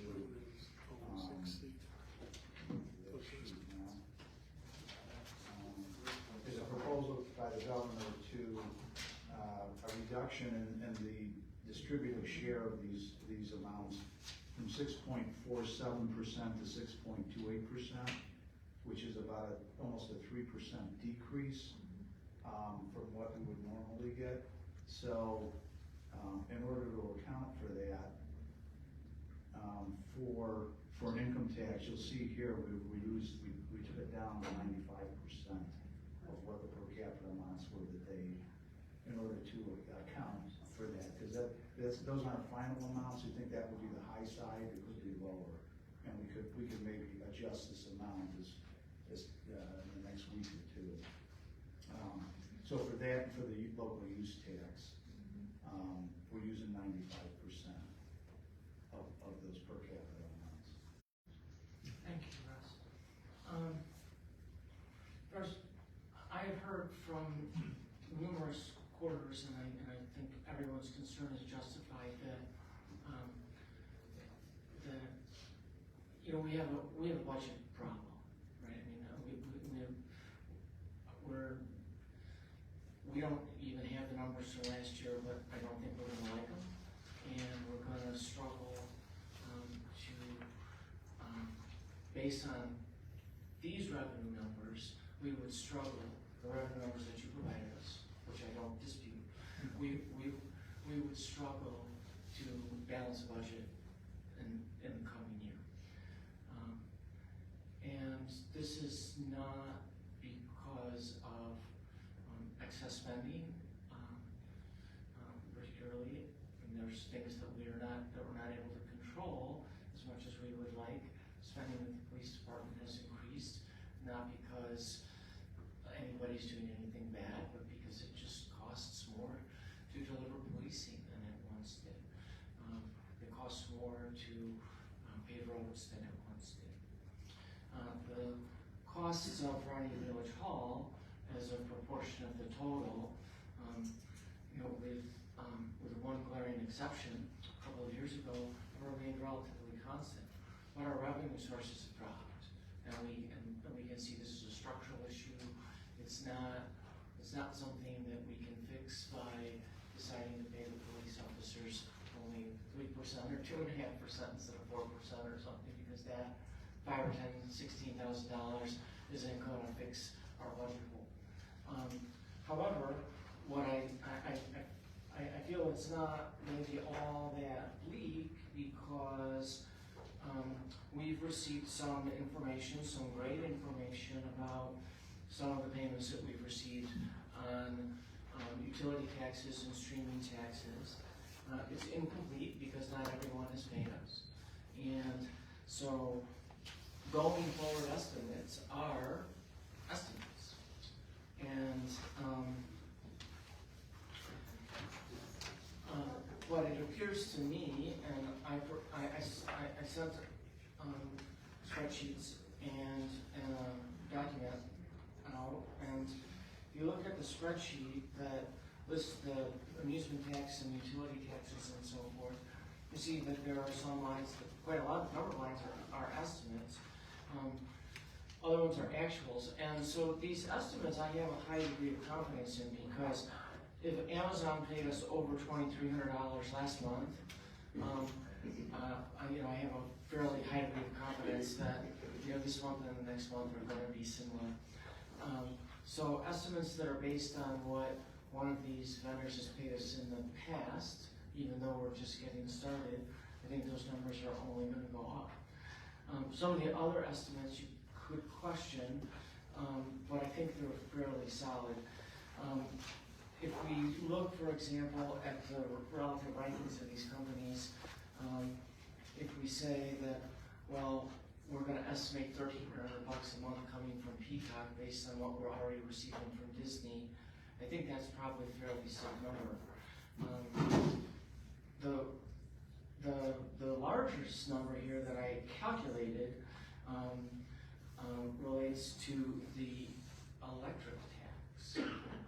So we've received $35,000 for January for the gas tax, $47,000 in February for the gas tax.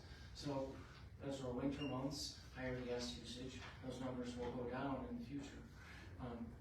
But we've not received anything from ComEd yet, so we don't even know what their baseline number is, but we know it's gonna go up as the weather gets warmer. I also did a little bit of basic research, and average gas bills in Illinois are about $90, and average electric bills in King County, $165. So same tax rate. So I would anticipate that the take on the electric tax could be actually higher than over time than what it is on the gas tax. In any event, if you take an estimated average bill, over the year, so it's going to vary month to month seasonally, but an estimated average bill of $165 a month, 3,800 households, going from $627,000 of gross revenue, 5% of that is just $31,350 is where the utility electric tax line estimate came from. So is it going to be, is that overall tax electric revenue number, is it going to be $20,000 or $30,000 more or less? Probably. That's not an exact number, that's an estimate. But we're in the right church here. And we don't even have in these numbers, even with these estimates, we don't have any of the smaller players, right? So we have Spotify, but we don't have Pandora. We have Twitch, but we don't have Minecraft and Warcraft and some of the other gaming companies. I noticed that in this last couple months, every single purchase that I make online, every app, every monthly charge, I'm getting this tax. Now, is that more than what we thought was going to happen? Possibly. But in terms of our revenue issue, I came up with an estimate of $114,000 a month on this, and we have dozens of companies not paying yet. So, is it going to be 114? Is it going to be 110? Is it going to be 105? Is it going to be 130? I don't know, but it's not going to be 50, right? So I think that we're in a fortunate position, having made a difficult decision on these taxes that we did not want to make. We're in a fortunate position now that we are facing a shortfall of at least having an option. We have something, right? And even though this money is earmarked for roads, we've been subsidizing roads out of the general fund forever. And so the money that we earmark for roads rolls up, into the general fund. And if we end up deciding that the overall amount of money that we're taking on these taxes more than covers our roads, and we need help in a different area, I'm pretty sure we're going to be able to find a way to allocate this between roads and police, right? But the reason that we did it this way is we didn't want to say, well, just because we've taken in some tax money means we can hire 3 additional people in Village Hall. Like, that's why we did it this way. So I think that this is on balance. I think it's good news. I'm cautiously optimistic that these taxes are going to continue to come in at significant numbers, and that we're going to be looking at the end of a year from today over $1 million that we would otherwise have not collected.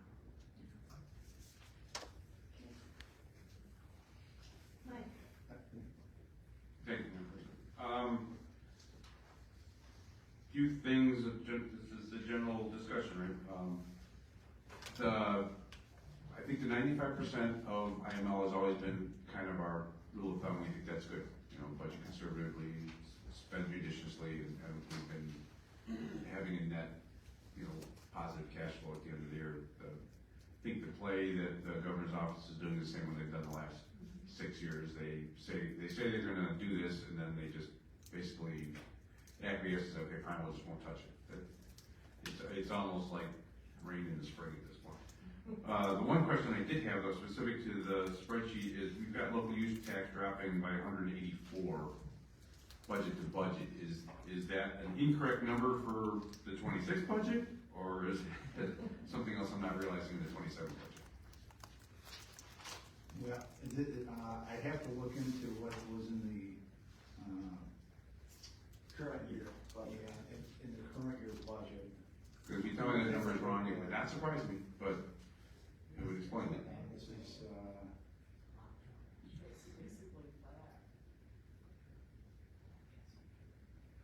yeah, right now, so in FY '25, we're talking about local use tax, right? Yeah, local use tax. Okay. So FY '25, it was 364,000. This year, we haven't received April's yet, but throwing a number in there, 5,000, looks like we'll be at about 97,000. Okay, then why do we got 29 in the? In 29, because that's based off of that's off the. That's on amount Okay. in there, so. Okay, that's a big I wish difference. it were a mistake, but. If you look at your magazine Yeah. for February, it says the 24 actual was $38.21. Okay. Then 25 was $33.46. Revised October was $8.52. Revised Okay. December was It's bouncing all over $8.90. the And place. now their Okay. estimated forecast is $2. So it's bouncing. It's a Down. 7% drop Okay. since 24.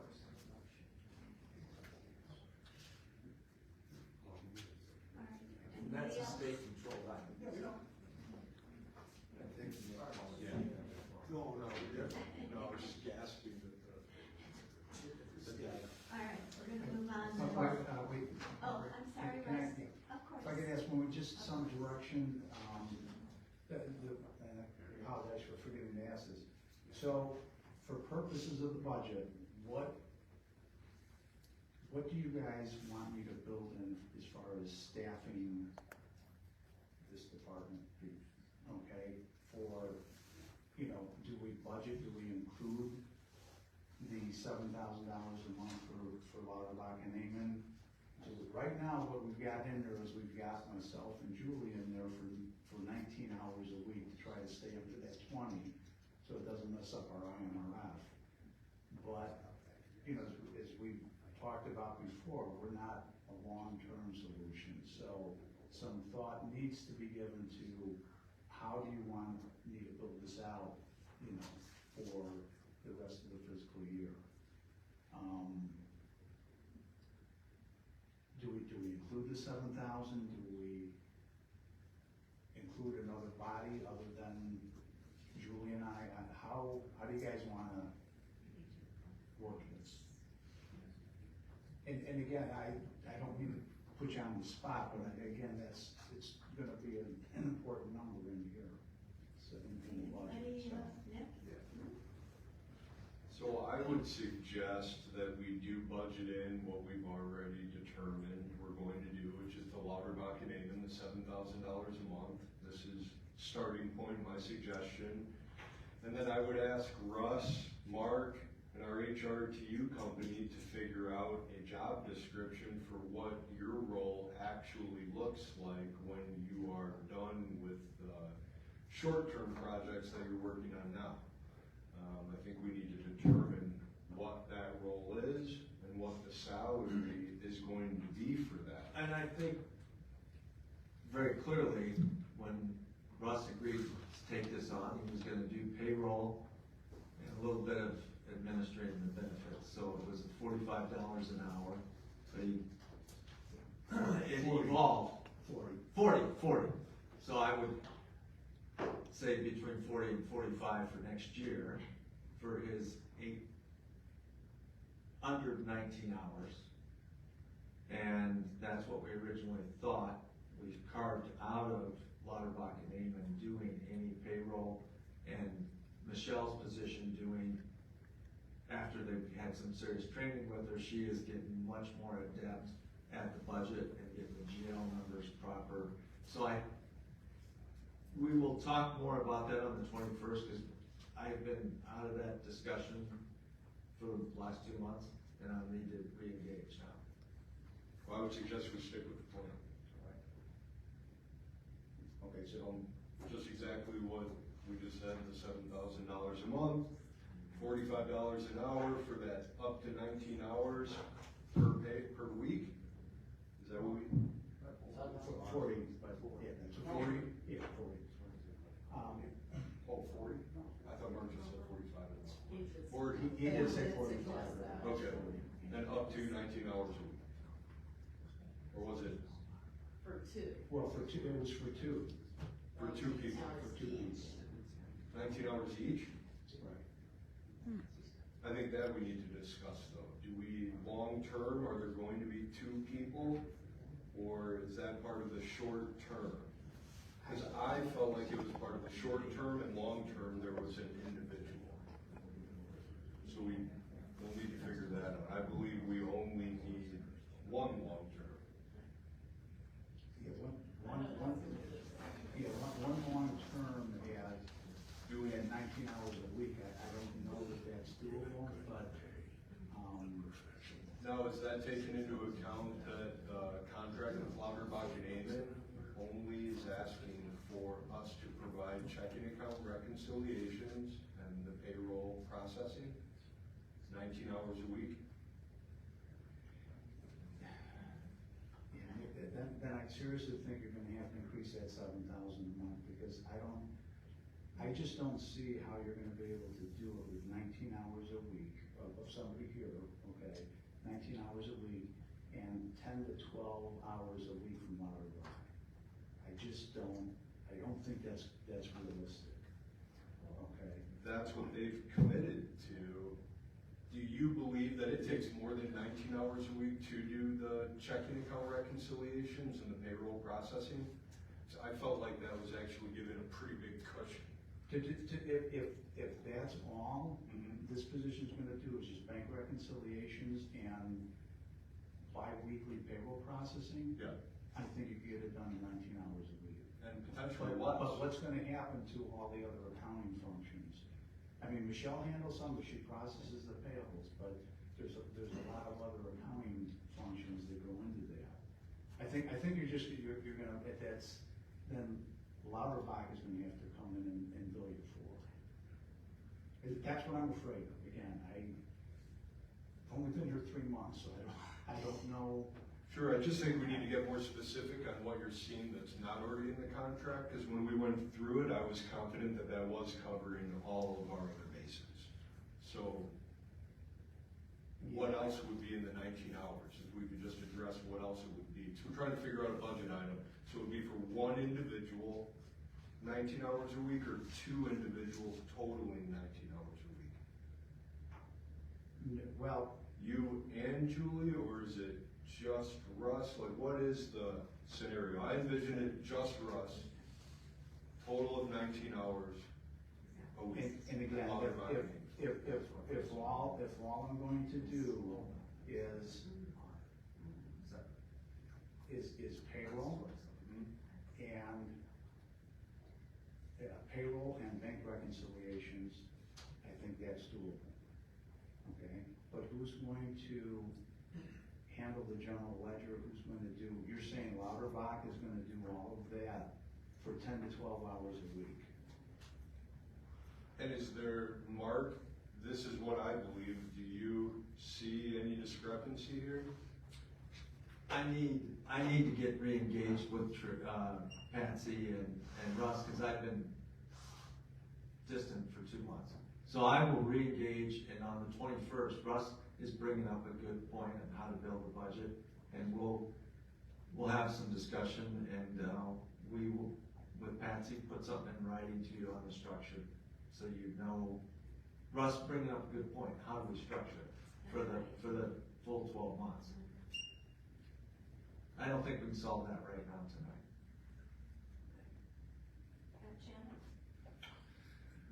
I've never really understood this concern. At the current time, Michelle is finance clerk. She's a dedicated finance clerk. She has no other formal responsibilities. And I fail to understand, and this was without you on the scene, by the way, which you're making good, valuable contributions. But even without you on the scene, I could not understand why there was any concern at all about the notion that there's a person here 40 hours a week doing data entry and minding the accounting store, and then there are going to be a very highly skilled team of people providing oversight and management, and tying this all together. I mean, I can't even figure out why you have a concern about why this isn't going to work. Somehow, you guys have the idea that people from Lauterbach are going to come in, put their green eye shades on, and sit down at computers and start doing data entry or something. That's not the model. That's not the intention. The intention is for them to be accounting management and oversight, as a treasurer would be, right? And so that's one of the functions that you might want to get from a treasurer, is this accounting management and oversight. And so I just don't see the gap. You guys have been calling out this huge gap for months now that I don't see is there. So I think the board's already made this decision on this, and you guys really should stop bringing this objection over and over back to us when we've made our decision. There's no objection there. I'm just asking for direction so that I can build the budget. And Nick asked me, I've tried to explain to him how it's currently, what's in the budget now, and he seemed to think that was overkill. I can cut it down. I mean, again, you guys tell me what you want in the budget. But again, my personal feeling is that to do it with Michelle handling payables and the other thing she's doing now, she's doing some of the deputy clerk functions, right? Not yet, but is that going into, if that's going to be part of her, that takes away from what she can do on some of the accounting side, okay? I think you're going to be a little bit light on hours. That's all I'm saying. I'd like to respond about Michelle. Sure, use the mic. Most of you may not know that Julie leaves at 2, so Michelle's last 2 hours of the day are dealing with the front desk, and she responds to anybody that comes in. So she's not working 40 hours a week on finance alone. Teresa was first, and then I'll go Mike. I guess I'm gonna just point out kind of the obvious, that the 2.5 years before this, when Timothy was our treasurer, he was working 28 hours a week, plus Michelle was also here. So now we've taken that 28 hours, now we're saying 19 is enough, and he wasn't getting anything done. So I think it's a conversation that we need to have about what the different tasks are that you are all doing, and we can start to get an estimate of how much the time it's taking based on people who are actually doing the work. But it's ridiculous for us to criticize what he's saying. He's giving us his advice when for 2.5 years no one said a word about 28 hours a week being billed by Timothy and the work not getting done, consistently not getting done. I'll talk about this more later, but if you take a look at some of the history of the last 2.5 years and the lack of detail being done in that department and the lack of any kind of financial reports being done or anything like that, and we sat back and did nothing, and now we're going to criticize, the guy who's actually fixing this. I started looking through some of the old records over the last 2.5 years, and there were a few people complaining about things not getting done, but overall it kind of went unchecked. And so I think right now I think it's a legitimate thing for us to ask Russ to give us an idea of what they're doing now, how much time it's taking, so we know what we're filling in, and then take a look. And we've all talked about this with the Lauterbach contract. We're going to take a look at it. We're going to see if there's some tweaks that can be made to it, so we do cover all bases. But we're not just going to I think this, I also think we've had a consensus on that we all agree that that's fine, we'll move forward, but we are going to take a look at it, and we're gonna make sure we got all the different things filled in appropriately, so we're moving forward the right way. Because for 2.5 years, we were not functioning the right way. Mike, go ahead. To extend on that and reiterate something I said before, is we want two functions out of, aside from what we have right now, we want two functions out of Lauterbach. We want a treasurer function that can carry forward, and then we want a finance director function. Those aren't necessarily the same things, right? The treasurer has the statutory things, has the cash things, but the finance director has the supervisory of the person supervisory or task supervisory of the person that are in-house here, so. Yes, and so when we talked about the budget, the Lauterbach contract last time, I asked, can we get a little bit more clarification out of that with the end goal of convincing Madam President that one of these people from Lauterbach, we can make the permanent treasurer. And that's the function we're talking about, is the treasurer function. And then what also of that $7,000, and again, for the public writ large, we're talking $7,000, we used to be paying $10,000 less money per month. Hopefully we'll get the work we wanted to get from before. So, yeah, it's a number. Maybe it's a big number, maybe it's not, it's $84,000 a year. But that's probably the right number for these two functions that we're talking about. How much percentage, what percentage of this contract should be the treasurer functions per statute, et cetera, is it 5%, 6%, 10, whatever. And then the remainder of it is the finance director, the supervisor, again, task supervisor, I'm not talking about employee supervision, task supervisor of the work of Russ, Michelle, whoever that is actually doing accounting functions, payroll functions in here. Okay, Frank. I was actually gonna agree with Therese on this, that I think all we really need to do is have Russ document the amount of time it takes them to do the inputs and those types of things, and really just track that and determine, do we have enough hours or not. Michelle's role is Michelle's role, it was the same before, it's gonna be the same going forward. You know, the difference is having Russ do the inputs, and then Lauterbach would do the other functions that we contracted with. So I don't know how hard that is for us, but I mean, if you can separate all the other things you're doing for now on this temporary basis and just do the typical, whatever it is, payroll or the other things that we talked about, just try to document how long it's taking you to do those things, and then we'll have real numbers to figure out what we need going forward. And Frank, I can try. And right now, unfortunately, it's so much time is spent still trying to discover and find, and I know you get that. I mean, today I just realized there's a prepaid account sitting on the balance sheet, $182,000, and I started to look into it to see what comprised this balance, and I kept going back and back and back. I went back to 2016, okay, when it was this $50,000 balance came over from QuickBooks.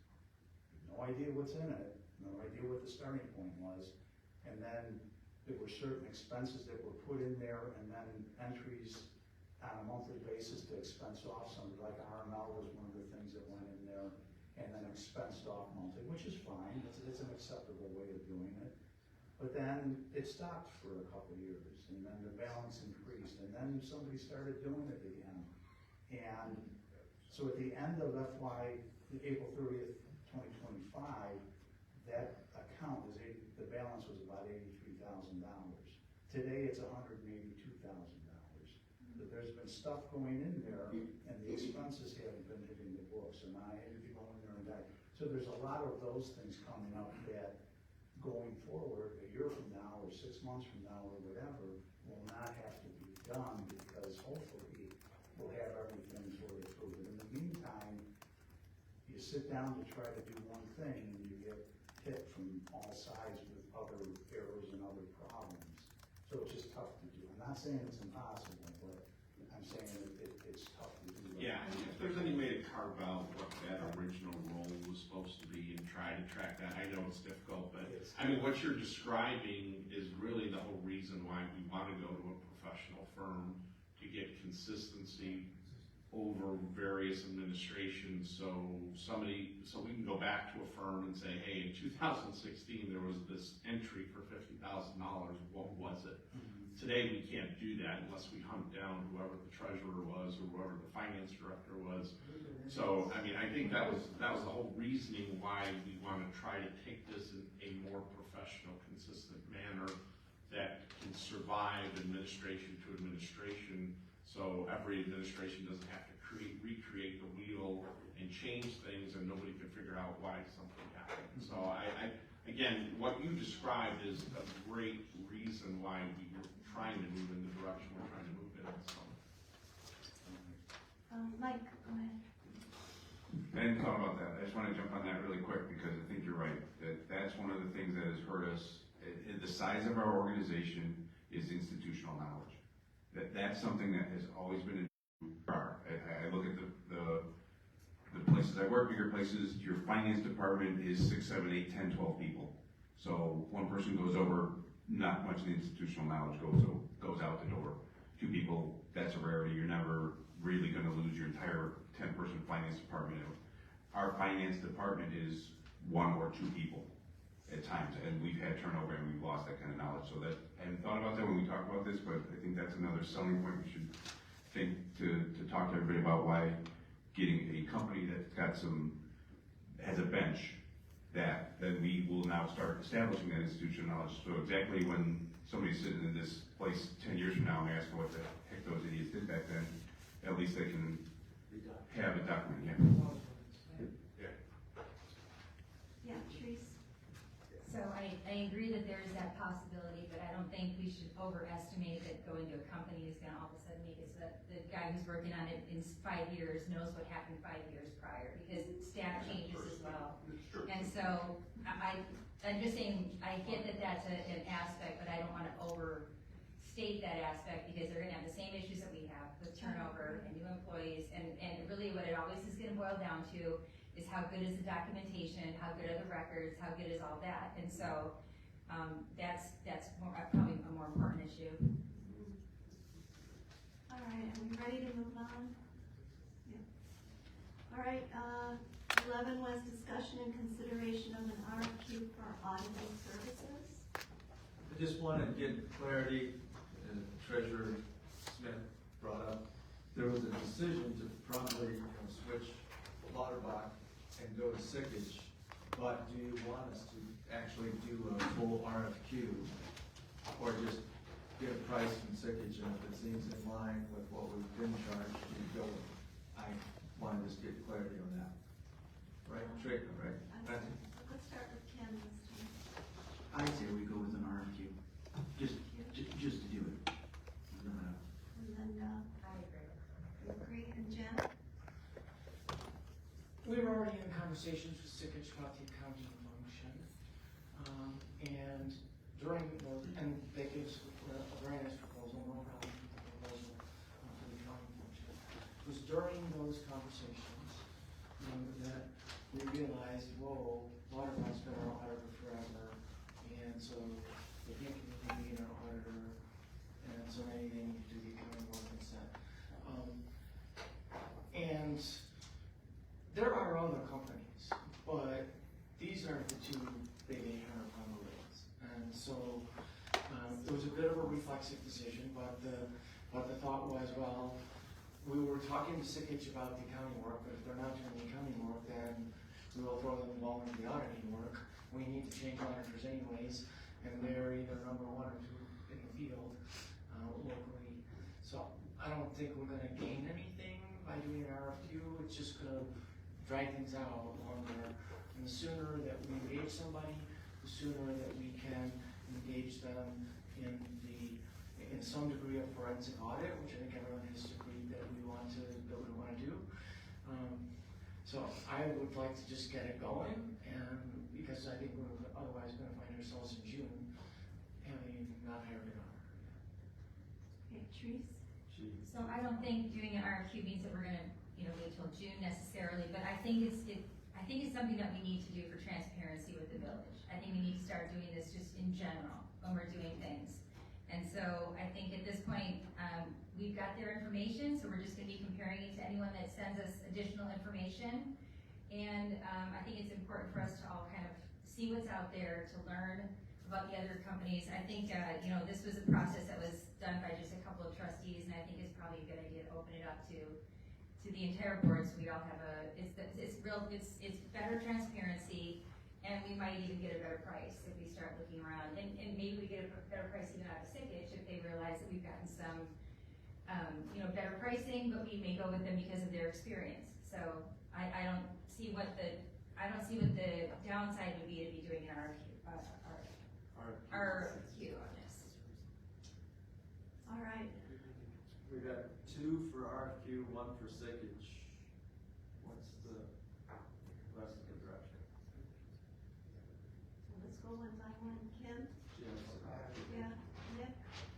Yeah, I'm not opposed to an RFQ as long as we can keep the timeline moving along. And Frank? Ditto. Ditto, okay. And Mike? I think it's, That's it? I was just asking a question to make sure that we can quote bid. Some professional services you can't bid. Mine, be one of them. Qualification, RFQ is a better way, because that gives I you. know, and you're supposed to, where are we at right now? I'm sorry, I was talking to Carmen Sims. I apologize. I think that there's a consensus to do an RFQ. Oh. Mike. Okay, I don't care. Okay. I stay. Numbers. Teresa says yes, Janice yes. No, I was a no, but there's You 4 were a yes. no, There's okay. 4 yeses. I'll vote no to be, Okay. 4 to 2, we're doing an RFQ. every once in a while, contact people and with young people. Yeah, the key is, I'll do it directed unless I'm, Okay. to get the timeline achieved. We'll look at the big remaining Detailed, Yeah. So it'd be about 4 or 5 that we will direct it at. whoever else is lobbying in other small towns. Yes. Lobbying in other small towns. And I can survey Metro West to tell us who other Metro West people. Let's use that membership. Get something out of that membership, Kim.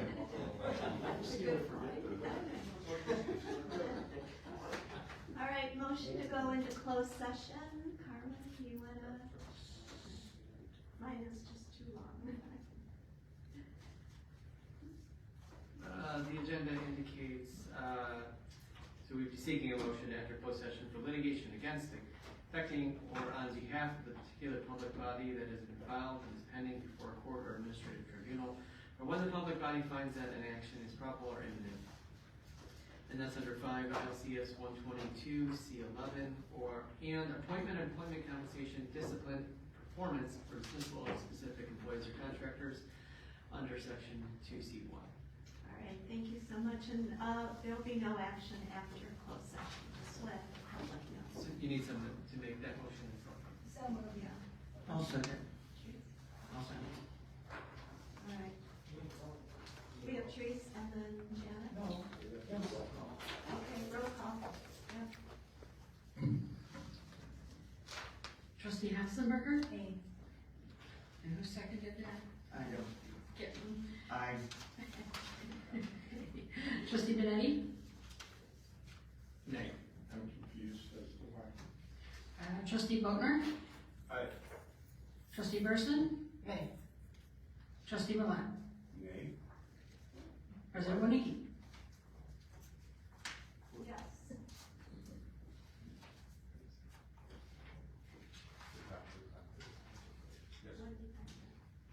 The ayes have it with your vote of yes. Next, we can,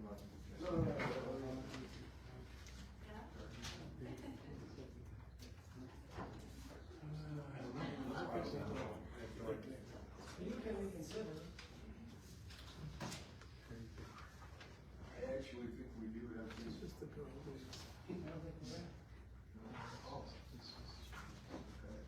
Well, I'm gonna reconsider my vote. Not recording. They don't want to have a closed session.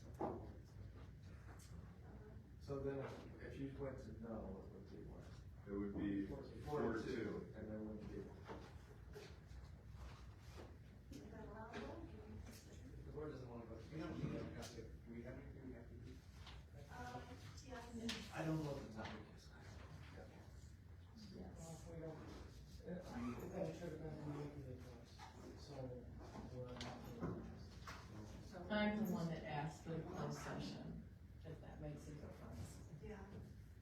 And I wouldn't ask unless I felt like I needed to talk to you. Should we take, Just to be sure. let's do the roll call once again.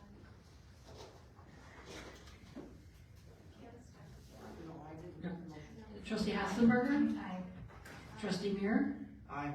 Trustee Benetti? I'm gonna say no. Trustee Boatner? No. Trustee Burson? No. Trustee Millet?